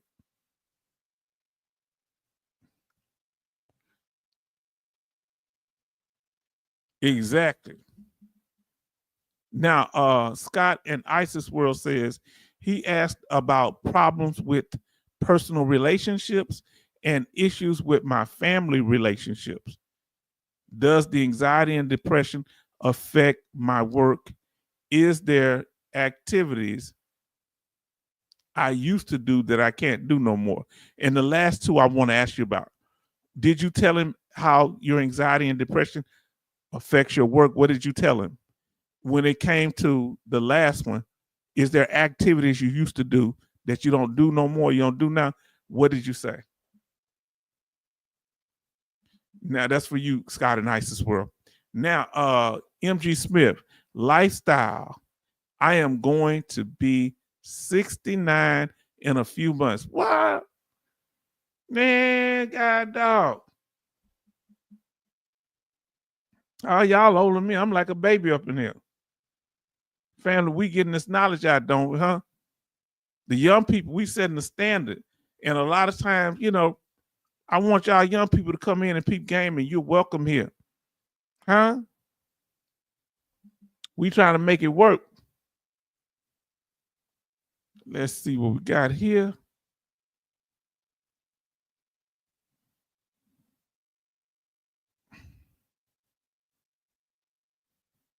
All right, family. Now, Lifestyle say, I thought I've seen your name on some of the KMD 8-9 lives. I don't know. I don't think he put me on there. What you talking about, in the chat or something? You saw I'm asking you saw H-Town on there? He has a big channel, you know. Betty Bob's, MG Smith. If he was talking about me, let me know. If you saw my name in the chat, what do you think? Just let me know. Betty Bob say, MG Smith. So that's why you are so smooth, such a smooth operator. Okay, so ain't that interesting? If you find that video, send it to me by email. Our email is on here, okay? Interesting. Boy, that's, why would they? I want to know if they talking about me. I want to know if y'all see anything with some other YouTuber bringing me up. I want to know, because I like to know what's going on. You know, in what vein are they speaking of me of? Betty Bob, I don't know about that. I'm just old. Now, let's see, fam. Let's see what we got here. Related to congressional engagement. For all of my colleagues, this new policy will limit our ability to interact with veterans on a VA campus, as it did when I was denied the ability to host a veteran and provider roundtable at the Seattle VA. I'll note I have done that many times over my over 30 years here in the Senate. My staff was told it was a new policy which had not been put into writing at the time that I got denied, and I just want to reiterate my request, Mr. Secretary, that you share that newly written policy with every single member of Congress. Hey, Senator, we definitely, as you and I talked yesterday, this had been an unwritten policy for years. It had been basically, it had been applied differently. And I think that I went back and checked it. It had been applied differently. And simply, there's no filter that we want you to have it. I just have to say, I've never been denied before. That's I don't fine. know anybody else who has. Yep. This is a new policy, and I think it's important that you have it in writing to every single member, so we all know that. I'd also note that. Let me see what she's talking about. Most of the veterans, I will tell you, a lot of times they actually get, when we actually put restrictions on our employees and put restrictions on veterans getting in, it just makes it all the worse. Thank you. Thank you. Senator Murray. Thank you, Mr. Chairman. Secretary Collins, thank you for being here. Thank you for taking the time to talk with me yesterday morning about the new policies now that you now have related to congressional engagement. For all of my colleagues, this new policy will limit our ability to interact with veterans on a VA campus, as it did when I was denied the ability to host a veteran and provider roundtable at the Seattle VA. I'll note I have done that many times over my over 30 years here in the Senate. My staff was told it was a new policy which had not been put into writing at the time that I got denied, and I just want to reiterate my request, Mr. Secretary, that you share that newly written policy with every single member of Congress. Hey, Senator, we definitely, as you and I talked yesterday, this had been an unwritten policy for years. It had been basically, it had been applied differently. And I think that I went back and checked it. It had been applied differently. And simply, there's no filter that we want you to have it. I just have to say, I've never been denied before. That's I don't fine. know anybody else who has. Yep. This is a new policy, and I think it's important that you have it in writing to every single member, so we all know that. I'd also note that in our conversation yesterday, as well as in your responses to nearly all of the oversight. Now, I'm going to get to your statement. Let me know if I'm chopping up or if it's anything going on where the screen is freezing up.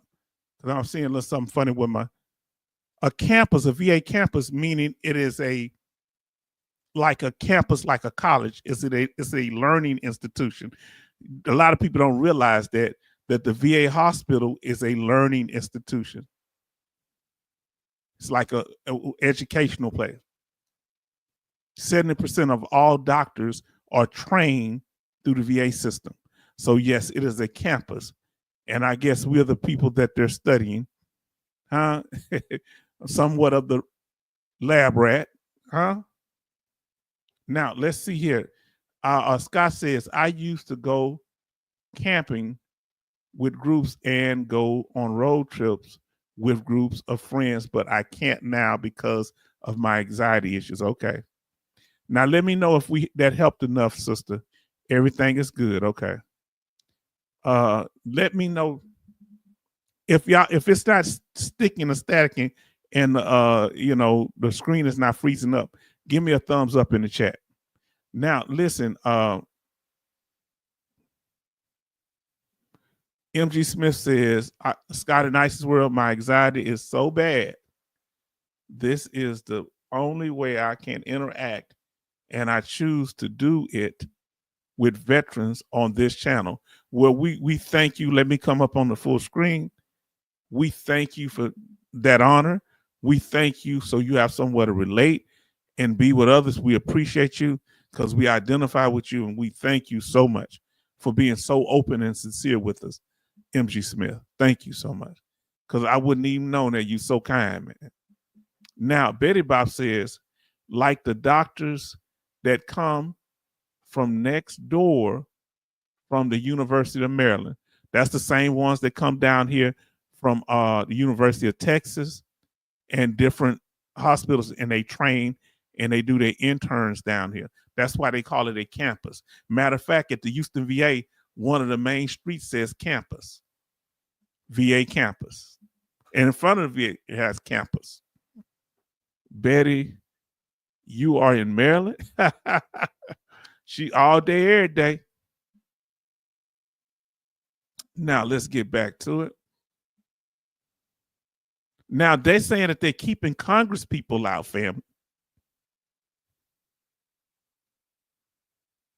Now, she say, Betty, H-Town, what is the retreat for veterans? They have several ones. I know that I don't think it's sponsored by the VA itself. Which one are you talking about? Where they take you in this like therapy to be out in the wilderness or in log cabins. Remember, our sister, I want to say that our sister,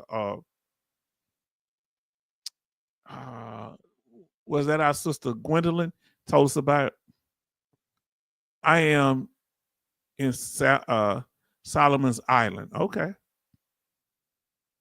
Now they talk about, she's saying that they're keeping Congress people from talking to the veterans coming to the VA.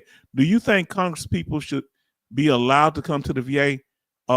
They're stopping them from coming there. Why do you think that the president and the secretary of the VA stop Congress people from holding roundtables with veterans? And they say, Betty Bob say, the one Gwendolyn Boyd told you about it. Yes. That was Sister Gwendolyn told me. So they are different ones. Now, Scott and Isis World, my sister works at the University Hospital. Okay. So you know what I'm saying? We got several people that have family members that are doctors. And that's a good thing. Letters I've seen, you are relying on this very broad explanation to everything that, and I quoted, everything you do is to ensure veterans receive the care and services they deserve. I want to take this opportunity, Mr. Secretary, to remind you the people on this dais, both sides, have the same purpose. Many of us have been doing this for decades, and oversight is both constitutionally required and it is critical for all of us to do our jobs. So with that in mind, I would ask you to rescind the memo from your chief of staff, which allows him to personally sign off on any proposed or planned engagement with any one of the 535 members of Congress, which really just stonewalls legitimate questions that we have. Yeah. So how do you feel about that? Do you think that was a dirty move by the Secretary of the VA to make it where Congress members cannot go to the VA and talk to the average veteran? Is that fair? What do you think? Now, Scott and Isis will say, okay, you said that. I read that. And then Betty Box was saying something, I guess talking to him personally. Sorry about that. Senator, that was a memo that's a missing characterization of that memo. It simply was coordinating between OM and our Legislative Affairs Office to make sure that our OM staff who actually deal with the budget side, which you do, and our Legislative Affairs were on the same page, just as you wouldn't want to in your staff talking to the same group and basically not being on the same page. I have the letter and it directly says that every request we have has to go through your chief of staff. From our staff who want questions, from any of us who do, everything has to be rerouted up to the top. That is going to take forever. That denies us the ability for us to get the information. We'll make sure that all legislative inquiries, the stuff that you need, you're getting the oversight. I agree with you. I served in Congress as well. Oversight is important. So but also getting you good information is important as well. I appreciate that. So is that letter no longer in place, longer applies? That letter is the one that I'm familiar with, is letters to streamline information so we can get you actually information quicker. Streamline all the way to the top so our questions are never answered. That's how we all read it. No, that's not the way the letter is written. So it is. So it's not the way the interpretation is. I would ask you to go back and look at, because again, we have oversight responsibility. We all take that very seriously. I agree with you. We need those responses. We don't need weeks and months to go through all the way to the top and one guy sitting there deciding whether or not we get information. Well, how y'all feel about they won't let her to go in there and talk to veterans anymore. Do you think that's unfair? And who are you talking about in particular, Betty Bobs, that the senator would not step his foot in the VA and he's a veteran? Which one are you talking about? Which senator? Let us know. There's no weeks and months, and that's the unfortunate part of the VA has been a bureaucracy issue. We're trying to actually streamline Okay. it to get you the I information. have other questions. I mean this. I'd like you to go back and look at that letter and remind yourselves we all need the information. Thank you, Senator. As you know, fixing EHR and getting it right for our veterans is about patient safety. During your hearing, I expressed my concerns about VA moving forward with deploying the new system at 4 additional new sites when it's still experiencing very serious issues at places in my state, Spokane and Walla Walla. And you said that when it comes to EHR, you were going to, quote, listen to our clinicians and listen to our hospitals. Weeks later, VA announced plans to look at firing a staggering 80,000 employees this year. I want to know, did you ask these VA clinicians and hospitals about how those cuts would affect future EHR deployments? The issue of employment and EHR deployments are separate. We're not looking, again, I can't emphasize this enough. None of the reorganization that we're looking at deals with frontline workers or frontline employees that deal everything from cleaning a bed to there. That was not my question. So yes, we've included Dr. Evans, who runs our program. We've incorporated this. He's been working the program for well over a decade. I have 20 seconds left. I've been very vocal, you know this, about VA's troubling decision not to renew the terms of researchers who are working on absolutely critical projects and clinical trials for our veterans. There are planned trials that have not started.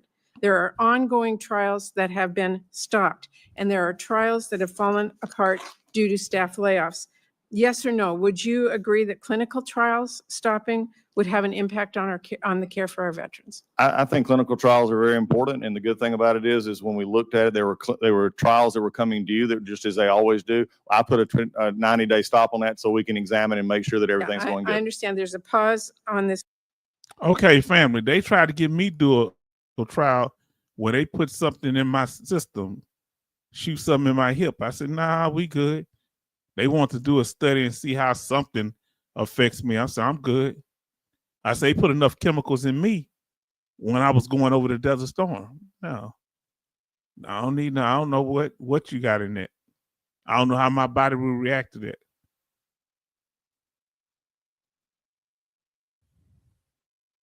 Now let's get to new it. policy. Has a decision been made about what happens when that pause stops? We're currently in the process of So we don't- examining that now. Clinical trials that are out there have no idea. They got to wait 90 days and pray. At this point in time, like I said, some of those were actually stopped at the end, and what we're actually keeping some in line so that they can continue if need be. Thank you, Mr. Chair. Senator Blackburn. On behalf of the chairman, I recognize Senator Blackburn. Thank you, Mr. Chairman. And Mr. Secretary, we are delighted that you are here today. So thank you for your time. I do want to say I have been so impressed with the way that you have tackled the EHRM program.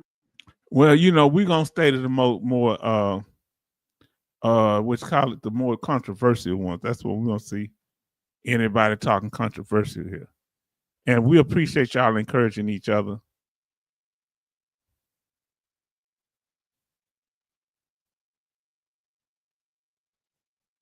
The same, and you just got to have more money and more people. Then you start in a pre-decisional kind of format. You're not working it. Look, I get it. What I tried to explain to them, I asked them, and I think some of them may be in the audience. I wanted to know that I heard you. But I asked them, how do you rack and stack it? Tell me which specific positions you're concerned with. Obviously, they don't know the answer to that because I don't know the answer to that. But here's the problem, folks. Is the VA just great? Do we just put it on autopilot? Because that's the question. When people say don't change, I'm saying, right. So you're happy with the current state. All right, family.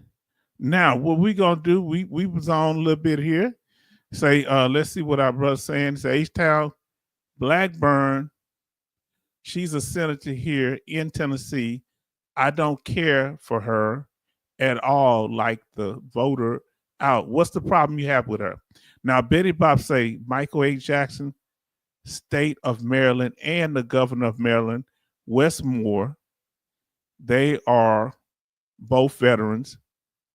They would not step a foot in a VA. Wow, that says a lot. Okay. You know, if I'm thinking if y'all say comments just to each other, I may not put them up because I feel kind of bad doing it.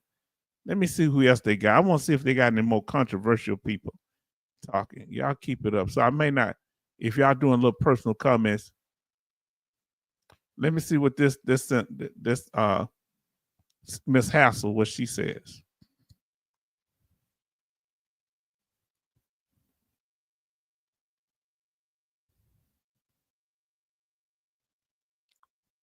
Service.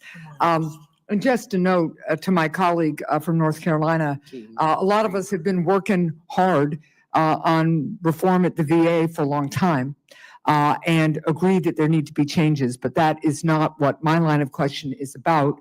This is about whether the so-called changes you are already making are being made with thought. So what he said about the other lady, he said she's a redneck. I think she's a white supremacist too, career politician. Yeah, I apologize if you didn't get the notification, brother. He said H-Town family. We doing this, huh? Yeah. I'm sorry. The notification wasn't put out, and I kind of did it last minute. From now on, I'm going to do it hours beforehand because a lot of people did not get notified, and I apologize. And so, brother, we just doing a little something tonight, this impromptu live, but we glad that you're here. Now, Betty Bob say Farm Girl drive safely. I find, now listen what Farm Girl says, Rebel. I find most politicians just like to listen to themselves talk. They talk a lot about fixing this or that, but does it really get fixed? No.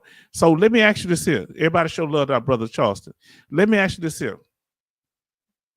Is there any congressperson or senator that you feel that actually cares about the veteran? Put their name in the chat if you think there's somebody that actually goes to bat for veterans, male or female, Democrat or Republican, independent, it don't matter. But if they care about veterans, let me know. Betty Bob Charleston Zimmerman Shipmate, you are, how are you doing? Okay. And seeing it, brother MG Smith says, good evening. I mean, good evening, brother. Yes, to our brother Charleston. And then Dome says, did you guys already pass the NDA part? Non-disclosure agreement. No, we didn't get that.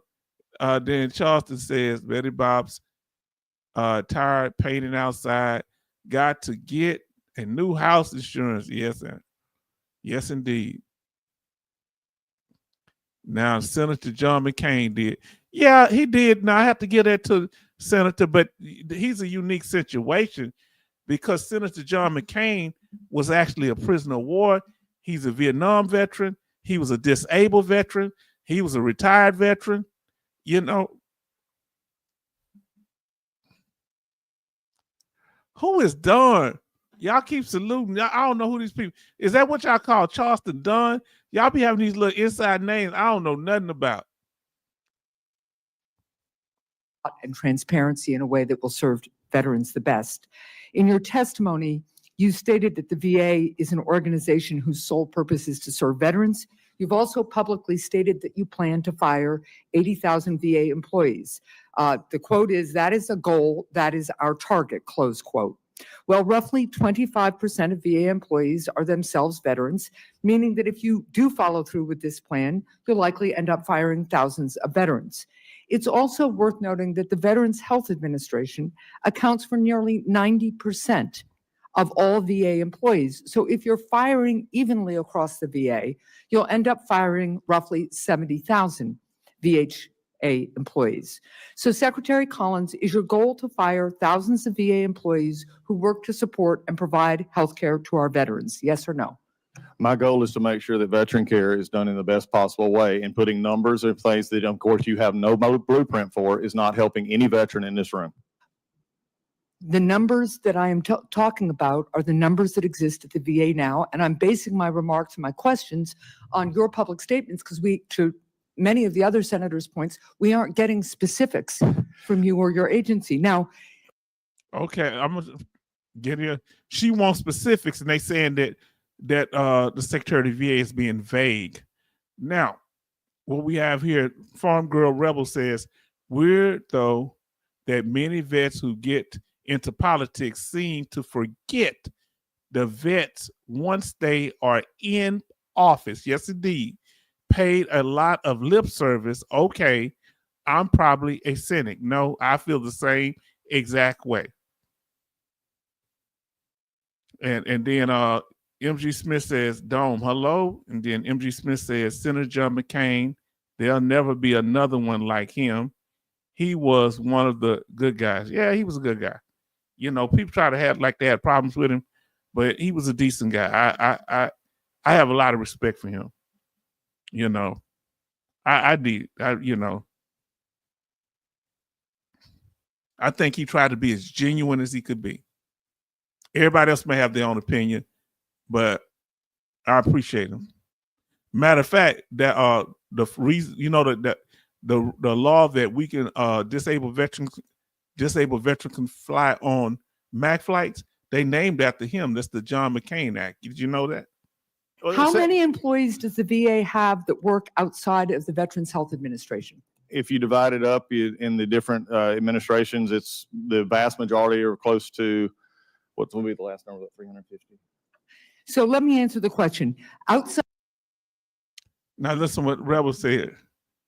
Farm Rebel Girl say, there was a lot about John McCain I didn't care for. Same here. There's some stuff I didn't care for, but he was good toward veterans. Respect that. See, we can respect on certain areas. Yes, certain things I didn't agree with his politics, but you know, he's a veteran. And I hope that we can be like that, that we don't agree on everything. I don't want you to feel stipend because of my opinion on certain things. I want you to feel free to say how you feel. We're cool. But I am opinionated. 370,000 in VHA, the rest are off of NCA. Outside of the VHA, there are 54,000 employees. It is actually impossible for you to fire 80,000 employees without firing those who help provide health care to our veterans. And I'm disappointed that in all this back and forth, you seem to be trying to hide that. Senator, can I ask a question? Can I mean, I just don't want to respond to this because I have a question for you. My goal is to actually take care of veterans' health care. And when Nancy Ferguson, Maryland politician, she was for veterans. Is she still in office, Betty Bobs? And what about the one, the lady, she was from Chicago and she was a helicopter pilot and she lost her part of her extremities and she's a disabled veteran. I think, was she for veterans? Now listen to what Charleston say.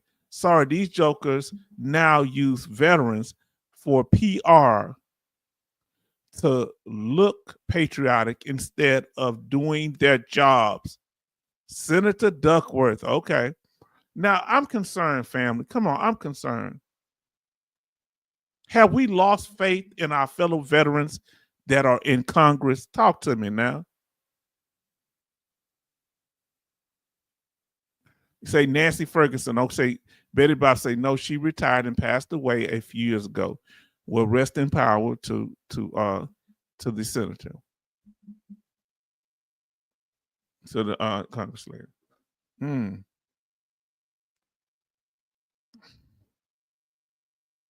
Man, I don't know what to say. And when you look at an interior designer in a hospital, is that actually taking care of healthcare? I don't think so. Those are the kind of positions we're looking for. And you have multiple duplicity of stuff. My point is this. If there are a few hundred here and there, but you are talking about 80,000 employees, 54,000 employees work outside of VHA. So you're going to have to you are taking a meat cleaver approach. There's that old adage, measure twice, cut once. You guys have been cutting without measuring. Now, let me get to another I've not question. cut anything yet. No one in the trumpet, well, we've not cut anything yet. 2,500 employees Well, randomly. There's been No the one in 83,000. the Trump, Secretary, my time is my time. No one in. Well, she kind of got him on that one. He cut something. She knew the number. You see how she did her homework? Now, whether you agree with her or not, when he started saying nobody's cut anything, she said the number. She didn't say half of a 0.5%. She said the number. The Trump administration has been able to explain how cutting nearly 1 in 5 VA employees won't harm healthcare and service for veterans. In fact, just last week, the VA's head of Hold on, Betty Boss want to know there was an interior designer on the payroll. Apparently, there was more than one. But don't they kind of think about this here. Isn't that practical? Because when you go in the VA hospital, I like when they changed the seating around and made it more comfortable. What's wrong with having an interior decorator at the VA hospital? Somebody got to design it. Now, H-Town, he is trying to talk over her. I think that's disrespectful, and he really don't have the answers. Because that's one thing, when you're dealing with men, we'll start fussing at each other. It sounds like it's fussing. But a lot of times the women cut straight through it. Boom, boom, boom. And they don't even have to raise their voice. And he's a Southern man. He's supposed to be respecting the lady here. He don't supposed to talk over her. Come on, Pastor. Come on now, Pastor Dougie.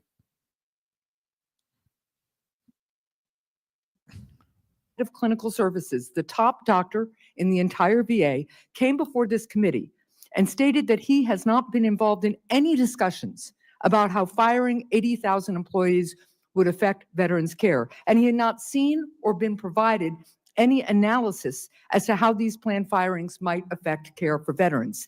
That is the VA's head doctor, the person in charge of primary care, emergency medicine, surgery, mental health, etc., saying that no one from your team has even bothered to once ask him whether firing 1/5 of all VA employees would make healthcare better or worse for our veterans. So, Mr. Secretary, why haven't you asked the VA's top doctor whether your plans to fire 80,000 VA employees would harm healthcare for veterans? I will not speak for anyone else who gave that testimony, but I will say this: in VHA, VBA, and NCA, they all have working groups. They all have it. The senior leadership have been working on this process. Well, this doctor told us that he has not been involved in any of those discussions. Recent reporting states that the Department of Defense may cut the Army's active duty force by up to 90,000 soldiers. Okay, we'll get to that in a second here. We're going to go on only on a few more minutes. We're going to do it for about 2 hours. We're going to have a little over 2 hours. We'll go, and we're going to cut it off. We're going to be going over this. I want to go over the main points of this here so we can get the answer so we'll know what's going on. We're going to have part 2 and part 3 to this, okay? Probably part 2, we may be able to wrap it up, but part 2 and maybe part 3. Now, listen what he says. Charles say, Pastor Collins doesn't understand admin of the big organization. They need to prepare for next war conflict. You don't prepare after it takes time. Yes, right. You don't wait till after the war to prepare. Now listen to what M.G. Smith says. Wow. He's not even talking to the head doctor. That is unbelievable. She talked to him. No. She did her homework. I got to get that to her. She cornered him in there. Soldiers.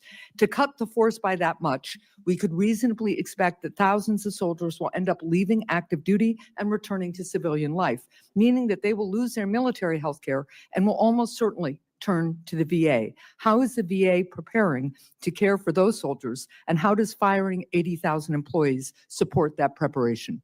Again, the interesting part is working on this process. Well, this doctor told.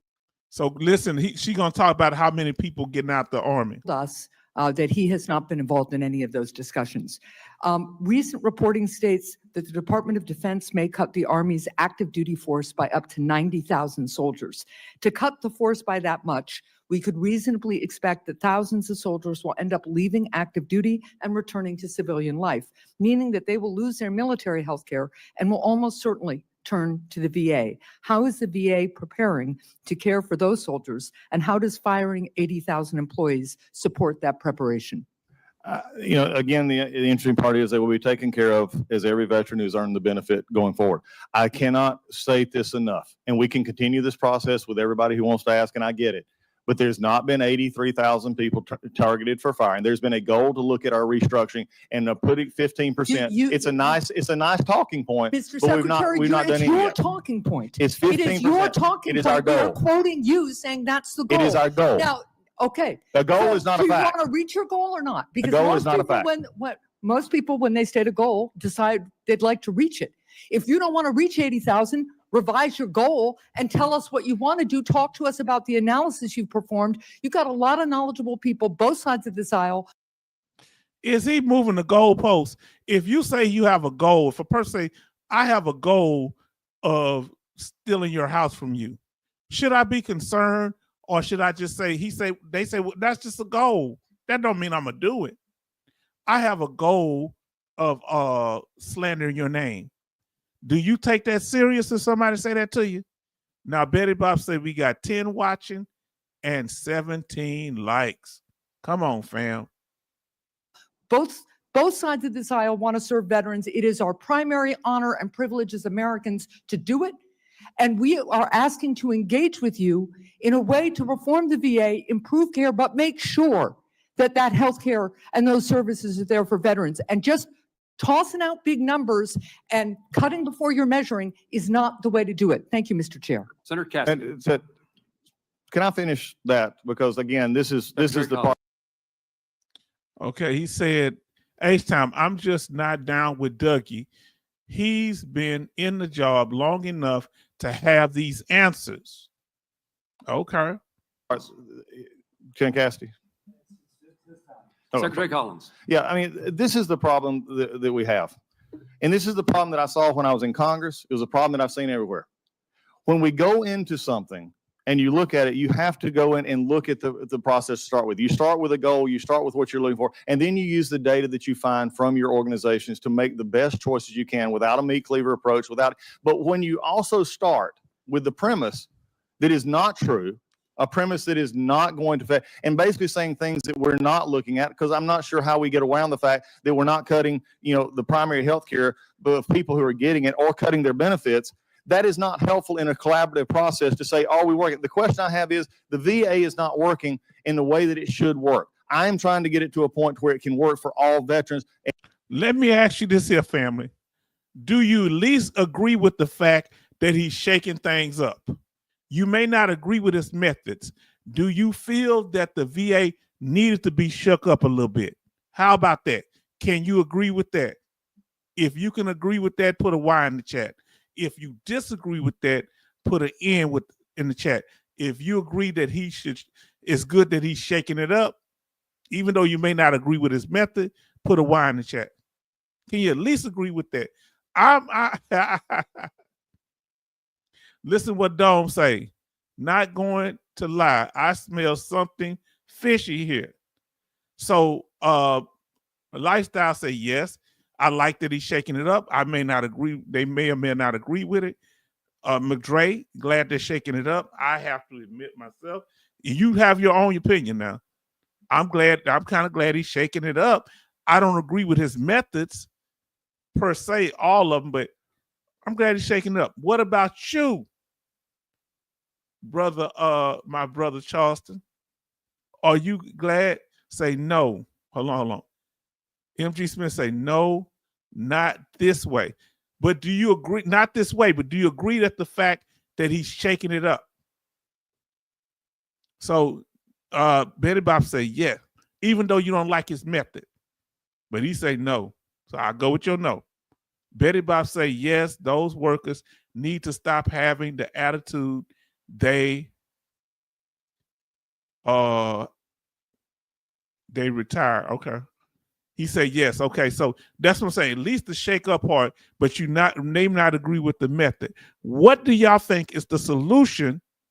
Because after this, we're gonna close it out. his last statement here with this back and forth, and we'll finish up. We'll start on it again on the next one. What is the solution if his method is not working or not effective to you? What is the method that should be used to shake it up? Somebody said they should get unpaid leave if they mess up a claim. Let us know. Talk to us. And let me finish what he's saying, then we're going to And finish the up. workforce is a part of that. So, I mean, some think the VA is working undoubtedly, as I've heard this morning. It was perfect before this year started. That's not true. And Mr. Secretary, that is unfair to the members of this committee, and you need to stop characterizing it that way, because that is not what a single person on this dais thinks. Senator Cassidy. So, Mr. Chair, I'm just going to say one more thing here. I am eager to engage in real numbers and non-magical thinking here. But this witness and the VA cannot have it both ways. They cannot set out a goal and then get angry at us for asking what the impacts of that goal and those cuts would be. Thank you. Senator Cassidy. Oh, boy. Hey, Secretary Collins, how are you, man? We're going to stop there. Unless you want to go on. But let's see what he say. How you, Bear? Having a great time. Good to see you here. Listen, I was just with a press conference back. So we're going to finish that up there. We're going to get the rest of y'all chat. We're going to go into his later. She got him. Did she do the old lady move? Did she get her purse and walk out? Did she do the church lady move? Throw her finger up and say, I'm out of here. Now listen what Farm Girl says, okay? We're not going to watch no more of that now. Farm Girl says, I think a lot of government agencies are fat and bloated and need trimming. I don't have an answer to how to do that, but the government bureaucracy is everywhere. Yes, indeed. The VA is the second largest part of the government and the sixth largest budget. Now, Lifestyle says, some seem to be worried more about the employees than the veterans. I forgot that. That's right. Have y'all noticed that they talk more about the employees than the veterans? But maybe they're saying if you cut the employees, it's going to hurt the veteran. Real good one, Lifestyle Changes. Real good one. Charleston say it's not fair to get on Pastor Collins. He hasn't run a company or a division in his military reserve duty. He was not active duty. Wow. 1 year deployed. It took me 2 years to take over. Oh boy, I don't know if you complimenting it or you getting a dig at him, Charleston. That was a real smooth way you put that. Now, so fam, let's give Farm Girl Rebel say good night, because she got to get up for work. And we pray that everything go good and you be safe, sister. She says, Farm Girl Rebel says, have a good night, everyone. Off to bed. Take care. Then MG Smith said, H-Town, he needs to put more work into getting to work. Dougie. What do you think about Dougie when he went to Congress? A work center LPO has a E4. As an E4, okay. Now, Lifestyle Change says, I don't like the VHA, the Veterans Hospital Administration. Which one do you have the most problem with? Somebody let me know. Listen, so the VBA is the Veteran Benefits Administration. Do you have more problem with the Veteran Benefits Administration? That's the one that do our claims, okay? Wait, don't do nothing yet. Or the Veteran H Administration.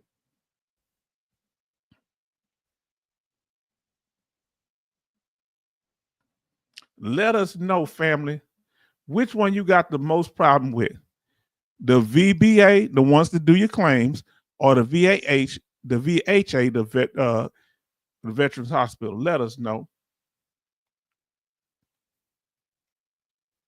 And he said, I don't like the VHA lifestyle changes. Which one you think is doing a poor job? The VHA or the VBA? Let us know. Let us know, family.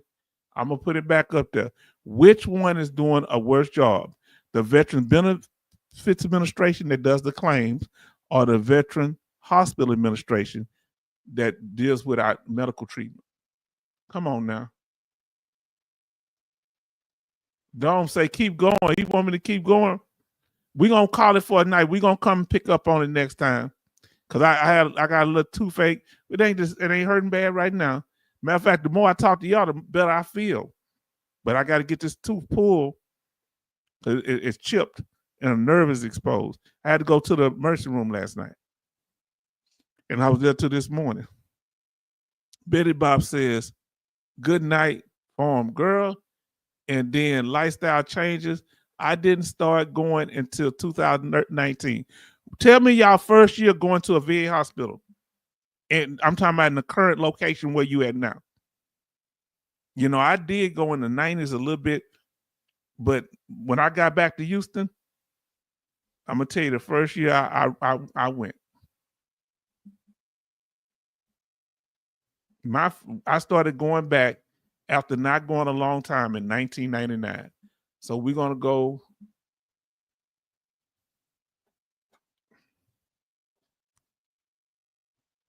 Let me see. And Betty Bob say, good night, farm girl. And lifestyle change say, I didn't start until 2019 going back to the VA hospital. Okay. Charleston say, that's right. Now, Betty Bob said, H-Town, I have video footage of these employees eating and on Amazon. You need to send that to, you talking about personal footage? Oh, Lord. That might be a little scandalous. MG Smith said, Farm Girl Rebel, good night. In H-Town, asked y'all which one do y'all think that's the worst when it comes to helping veterans? Is it the Veteran Benefits Administration or the Veteran Hospital Administration? And Charleston say the VBA, the Veteran Benefits Administration.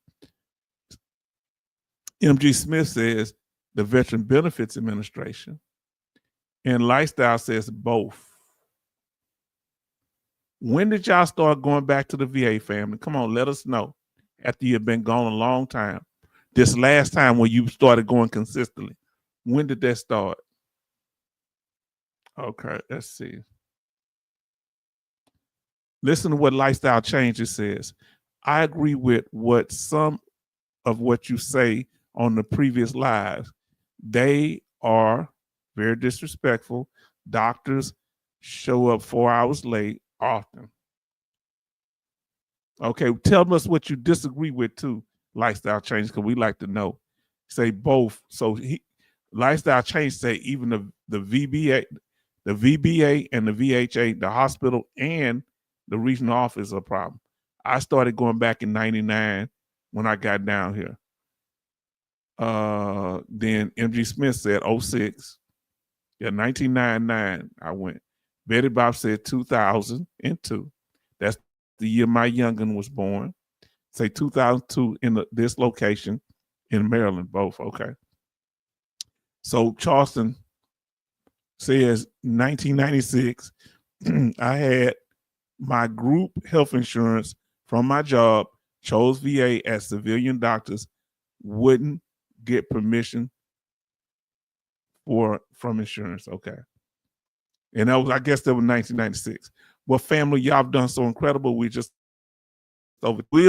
do part 2 to this. Now let's see what Betty Bob says. 1994, after I was medically discussed.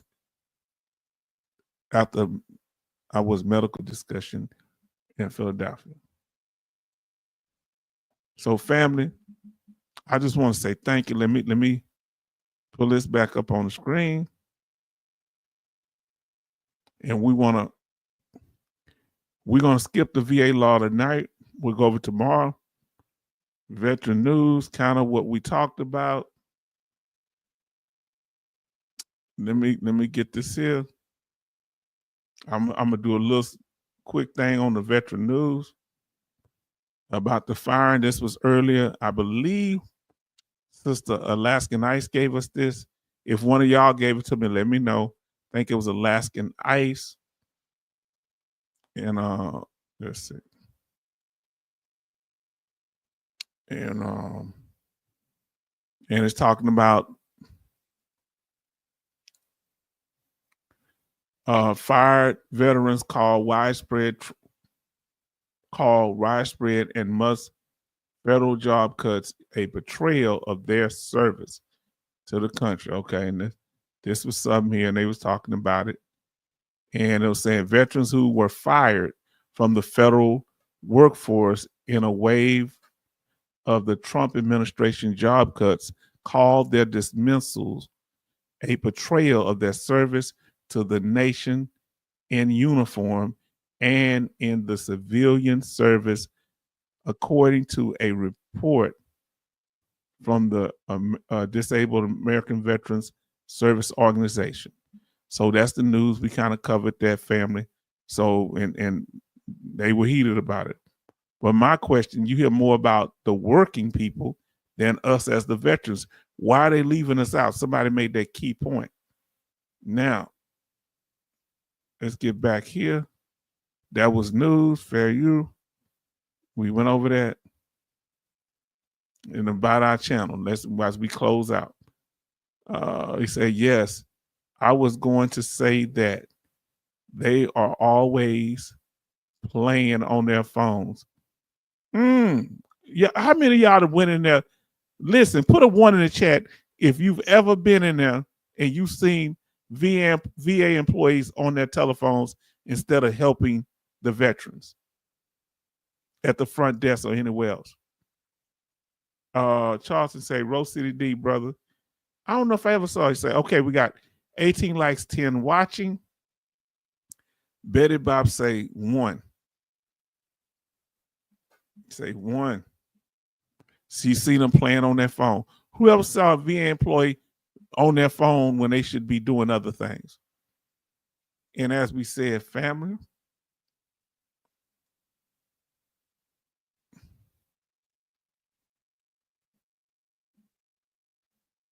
we appreciate y'all coming to the channel. And for those that are new about our channel, so you'll know that our channel, our goal is to be informative, interactive, respectful, troll-free, protective, transparent. Which one of these is the reason that you come to the channel? For those of you that didn't get to answer this question, or if you'd like to answer it again, do you like it because it's interactive or informative? Or do you like it because it's transparent, or you feel safe here, protected? Or you like the fact that we're troll-free? What's the main, if you had to pick one, what's the main reason why y'all come here? I'll tell you my main reason. And not trying to influence you, but I'm just speaking for myself. I like it because, oh, he beat me to it. Charleston beat me to it. Interactive. I like the interactions. That's my personality, though. Tell us what's the most important thing for you. Now, Zimmerman said, we went through this in 1980s, federal civil service riff. I remember that. I was a youngster now. Young ones got to grow up. GI issue. Yes. Walk around eating. I have video footage on my phone. Oh, you gonna get them all put out their job. Boy, you better not give Dougie that. Dougie gonna use that. Betty Bobs. Doug get a hold of that. He'll say, this is what a veteran gave me. And Betty Bobs, I mean to say the name. She says, lifestyle change says, take care all to next time. And then Betty Bob says, as they asked for anesthesia to have that tooth removed. Wow. You say ask for anesthesia? I'm scared I'm not gonna wake up. You think I should ask for it? I'm scared. I want to know who's working on my tooth first. I want to eyeball them. Interactive. So what's the main reason y'all like being here? 3 people said interactive. Who come here because that's informative? You might, interactive is part of it, but I'm saying, what's the main reason you come here? Let us know, family.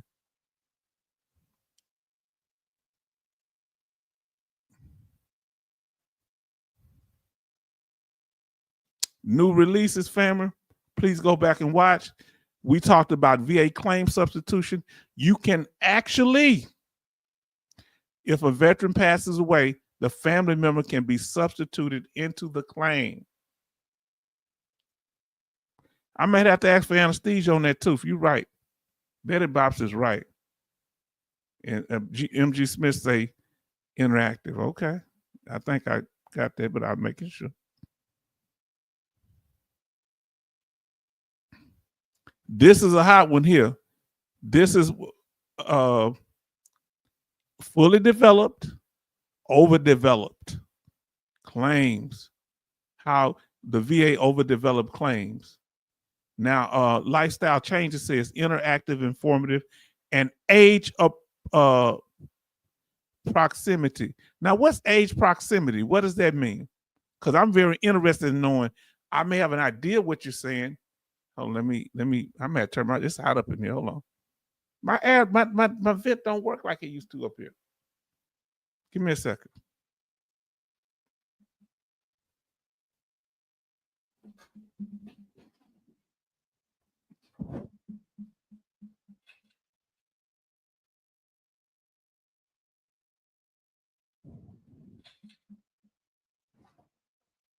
Hey, click you heard. I should have muted it. Now, okay, now Betty Bob say, I feel safe and get information. How do you feel safe? What makes you feel safe about the channel, sister? Let us know what makes you feel safe about the channel, Betty Bobs. So it's informative, I understand, but I'm real curious on why, and let me know if that fans makes a blurry noise and mess with y'all. I turn it off, but it's hot in here. Now, MG Smith, you heard I say, but it's hot in here. Says, I need to talk to other veterans and feel safe. I got you. Madre, don't go nowhere. I want to thank you for that $25 donation. We thank you so much. I was praising you earlier for that. Thank you. Interactive and informative. Listen. This is what I need, family. Do you listen? I didn't know what to ask them for, but Charleston says, and I got big teeth. I remember when they was pulling out my wisdom teeth, it took that doctor a while because I got him pulled out right before I got out the military and looked like he had his foot on my jaw. He was frustrated. He got him out. My jaw was locking up for a while. All right. I couldn't even talk. I had to eat soup. But he got him out. Now, he said H-Town asked for some oxy tablets after tooth pull. Yeah, they don't like giving us no pain, man. They better give me something good. Now, MG Smith said, Betty Bobs, thank you for those kind words about being smooth. He ain't forgot that. She's smooth with her comments. And I thank her for all of her encouragement. Lifestyle changes. You are fairly close to me in age. Okay. Oh, age proximity. So it's, it seemed to be people my age and older really gravitate to the channel. The young people come through, they stay, they come and go. I have some in the 30s and 40s like Rose City and them. I think they're a little younger than me. But the young people come in their 20s and I think they're still kind of moving around, but they do come through. And I think it's, I don't know, I guess we move a little slow for them, but we got to get this knowledge out here. Uh-oh. The trolling is non-existent. I want to ask you this here, family. How did we get the trolling to be non-existent? I told y'all, look, what did Muhammad Ali say? I told you I was the greatest. I told him. Upset, I upset Sonny Liston, beat him and knocked him out. Now, do you know any other channel that's troll free? And what methods did they use? Now listen, we say, H-Town, you old. Don't be a hero. Don't be a hero. I hear you. I need a, yeah. I'm going to get that oxy. Because that nerve, they're going to dead net. Now, MG Smith, H-Town, hydrocortisone, or what is this here? Percocet. Oh, say I keep the perk by the pound. They're good too. Okay. Now look what our lifestyle changes. I've never chatted on YouTube until your channel. I know we're about to leave, but you're making such powerful statements. What made you want to chat on this channel, Lifestyle Changes? What was different? Because there are other informative channels, some knowing just as much as me. In some areas, they know more. Now, MG Smith said, H-Time, but ain't nobody can do it like me. Don't get it wrong. Because what I do know, I break it down step by step. And if I don't know the answer, I go find it. MG Smith, H-Town, take them for more than a week. They'll get you hooked. Now, I'll never do it long. I just do it as needed. Yeah, boy. So, family, we want to thank y'all. MG Smith for being in here. Lifestyle, thank you. Let us know, Lifestyle, why did you start? What made you feel comfortable to chat on this channel? Let us know. Charleston, thank you for coming in. I know you're a little late. We appreciate you. And y'all still ain't answered the question.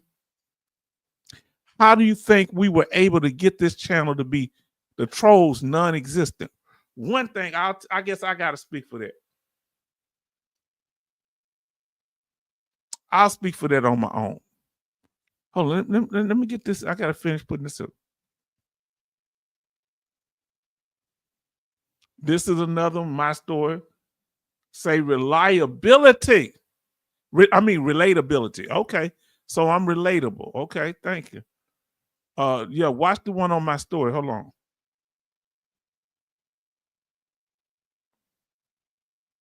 Unless that tooth get bad, I'll let y'all know. If I'm not going to be on tomorrow, I'll have a thing that say cancel, the little airplane thing. I'll let y'all know. Tell you how this tooth does me tomorrow. I ain't going to the Monday. My family going. Say turn on notifications. Yes, indeed. Make sure you have your notifications on so you'll know when we do the next one. Watch this video if you haven't watched it. My road to 100% permanent total. I give my own story and we talk more in depth. People share their situations too.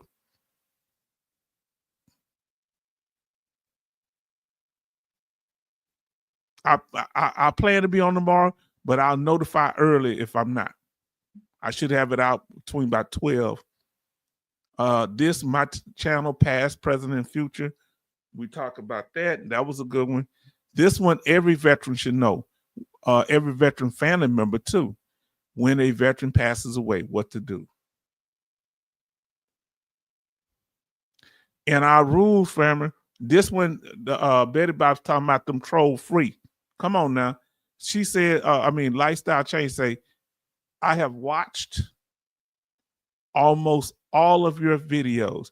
If you get a chance, we got 170 of them. When y'all get a chance, watch them videos. You can learn something from every one. Sometime I go back and learn something. I said, what? What? Now, this is how I became troll free. Okay, I want to explain something to you. Coming into to YouTube, I knew from other channels, and Lifestyle say she saw me on other channels.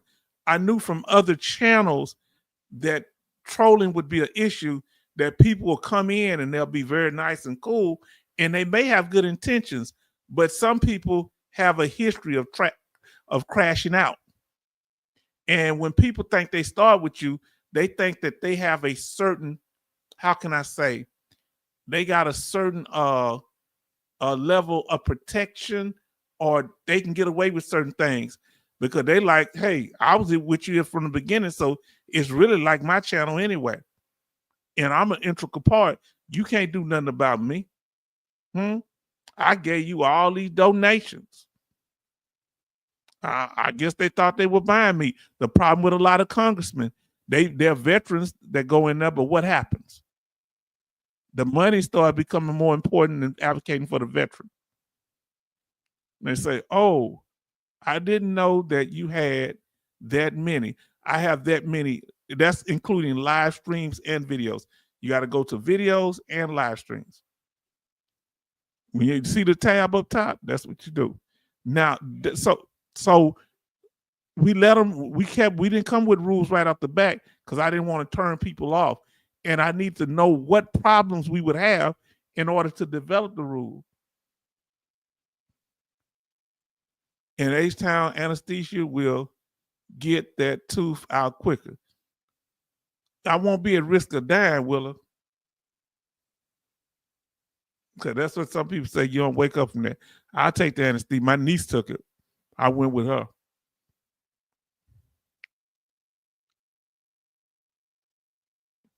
I ain't gonna have no money in my pockets either. Now the rules, the first thing we do here, we give a warning. We just started kind of doing it. We kind of, meaning we kept telling people about it, and people kept testing the limits.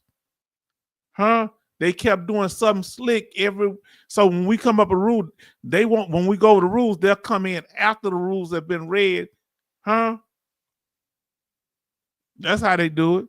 First thing we're gonna do is a warning.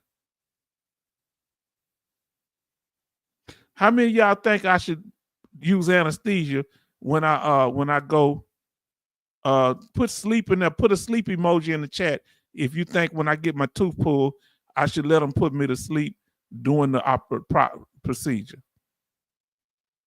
Put a sleep emoji in the chat. Something that represents sleep. Then after we give you a warning, we're going to give you the night off. We ain't going to just kick you off the channel unless you do something egregious. And then when you try to really just overthrow the channel, you're going to get that permanent vacation. Now, our live streams are Sundays. The regular scheduled live streams are Sundays and Thursdays at 6 p.m. Central Time, although we will have live streams, unscheduled live streams like we did the one tonight. So how many of y'all think I should be put to sleep? Okay, Betty Bob said I should go to sleep, take that anesthesia. Then Brother Charleston say sleep. Who think I need to be awake? Put the eye emoji in the chat if you think the eye, put some eyes in the chat if you think I shouldn't go to sleep. I should be up while they doing it. Now, MG Smith said, H-Town, I love that kind of deep sleep. It wonderful. You should try once. I'm going to try one. I hope it ain't my last thing. I just want to be able to wake up because I'm trying to be around a long time with these benefits so I can take care of my youngest in there. You understand? I say if something happened to me, keep me on life support. So y'all keep getting the check coming in. The military done beat me all this time. Now, family, let me finish this up. Oh, he went there. Did he go there? He said, H-Town, it's not like taking psychedelic mushrooms. Okay. I don't want to be seeing stuff crawling on the walls. So it just put me to sleep. I did it with the anesthesia when I went in my other appointments. So I might do it, yeah. Oh, I forgot to tell y'all something. When I did the last one, they said something about my throat has I'm like a little deformed or something. where the hole is not right. So a doctor said that I shouldn't. This was at Methodist Hospital. This anesthesiologist said that I shouldn't be put to sleep when doing stuff. He put that on the medical record. But they put me to sleep. But they had scratched my throat because he said the way my windpipe goes is kind of in a weird way. Now, if you want to contact us, a family, here's our contact and donation information. You can contact us at email at htownvetnorthside@gmail.com. If you want to go to our channel, please go over there and watch those videos and live streams. There's a tab for videos, and live streams are the longer ones, but the videos are short, between 4 minutes and about 20 minutes at the most, and deal with different topics. Now, and that's the handle, H-Town Vet Northside. Also, we have our Cash App, which is $ H-Town Vet Northside. You capitalize the H, the T, the V, and the N. Then we have our PayPal, which is the same as our email address. It's just, it's PayPal. And we want to thank Madre for his $25 donation. We appreciate you, brother. Thank you so much. He say, oh, you would swallow your tongue. Oh, no. Don't scare me now. Smash that like button if you haven't done so far. Smash that like button, family. Share this with others, and we would really appreciate the family doing that. And subscribe for those of you that are watching and get to participate tonight. Stay on, go ahead and subscribe for 5 days so you'll be able to participate. Subscribe. After party, family. In your opinion, did Dougie tell any lies? Did you hear Doug Collins lie about anything in your opinion? Now, Betty Bob say, H-Town, get some rest. Family, have an amazing night. So, Brother Charleston, you do the same. Sister Betty Bob, you have an amazing night. Then, Brother MG Smith, thank you for everything. The lifestyle changes, thank you for engaging in the channel, being a part of it. We thank you so much. Madre, thank you for the donation, the support, being here for a long. I think Madre, he's like one of the first people. I'm looking to see which one was the first person. But I didn't realize Madre had been here that long. Madre was like on my second or third broadcast. And so was Alaskan Ice and Bionic Woman. I'm going to look. I think they all come on the same one. Let me see who else we want to say thank you to out here. I said Rose City D already. Charles. Want to make sure we don't miss nobody. Farm Girl Rebel, we thank you for being here. You have a safe day, safe trip to work, and take care of those animals. Dome, thank you for always sitting back in the cut, being there for us. We thank you. We thank you. We thank you, brother. Now,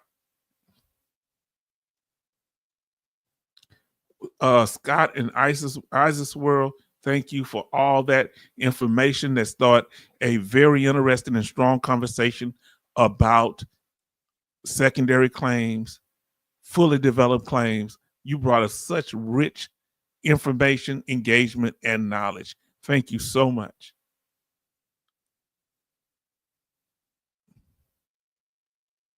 Making sure I didn't miss anybody.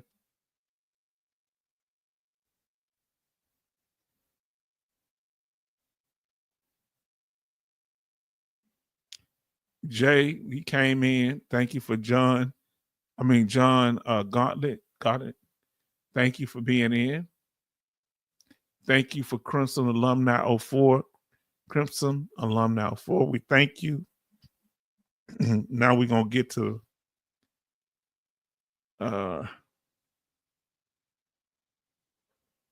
Betty Bob said we have 18 likes and 13 watching.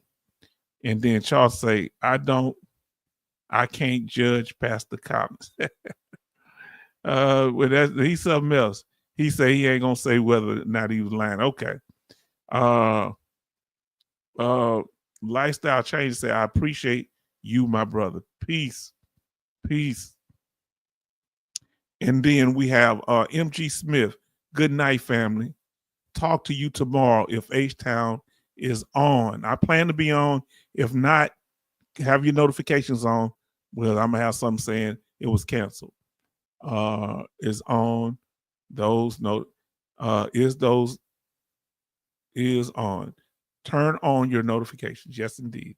So, family, we've done an incredible job. We've been here a little over 2.5 hours, and we're gonna finish up the Senate hearing, or that might just be part 3.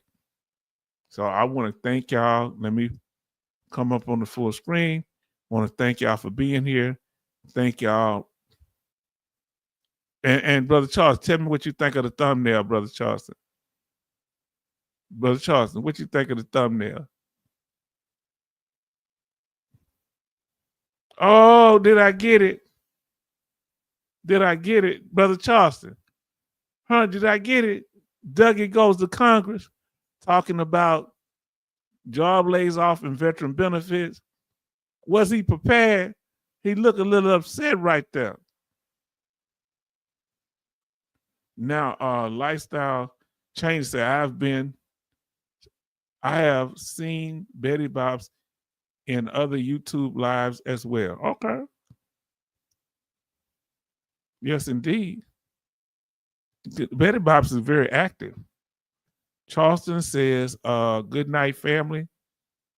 He said, yeah, Charles say, yes, Collins was upset. Yeah. You don't mess with him. He gonna go to the Lord's house and say something about you. But as I said, family, I want to thank y'all for joining us. We want you to have a wonderful night. He say, what y'all think of the thumbnail, family? Come on, tell me what y'all think of lifestyle change say funny.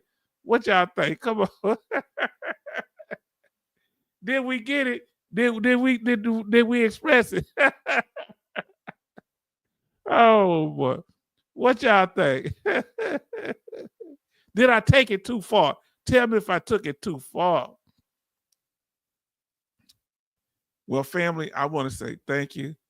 Dougie Fresh. Yes, indeed. Dougie Fresh said, don't come at me wrong.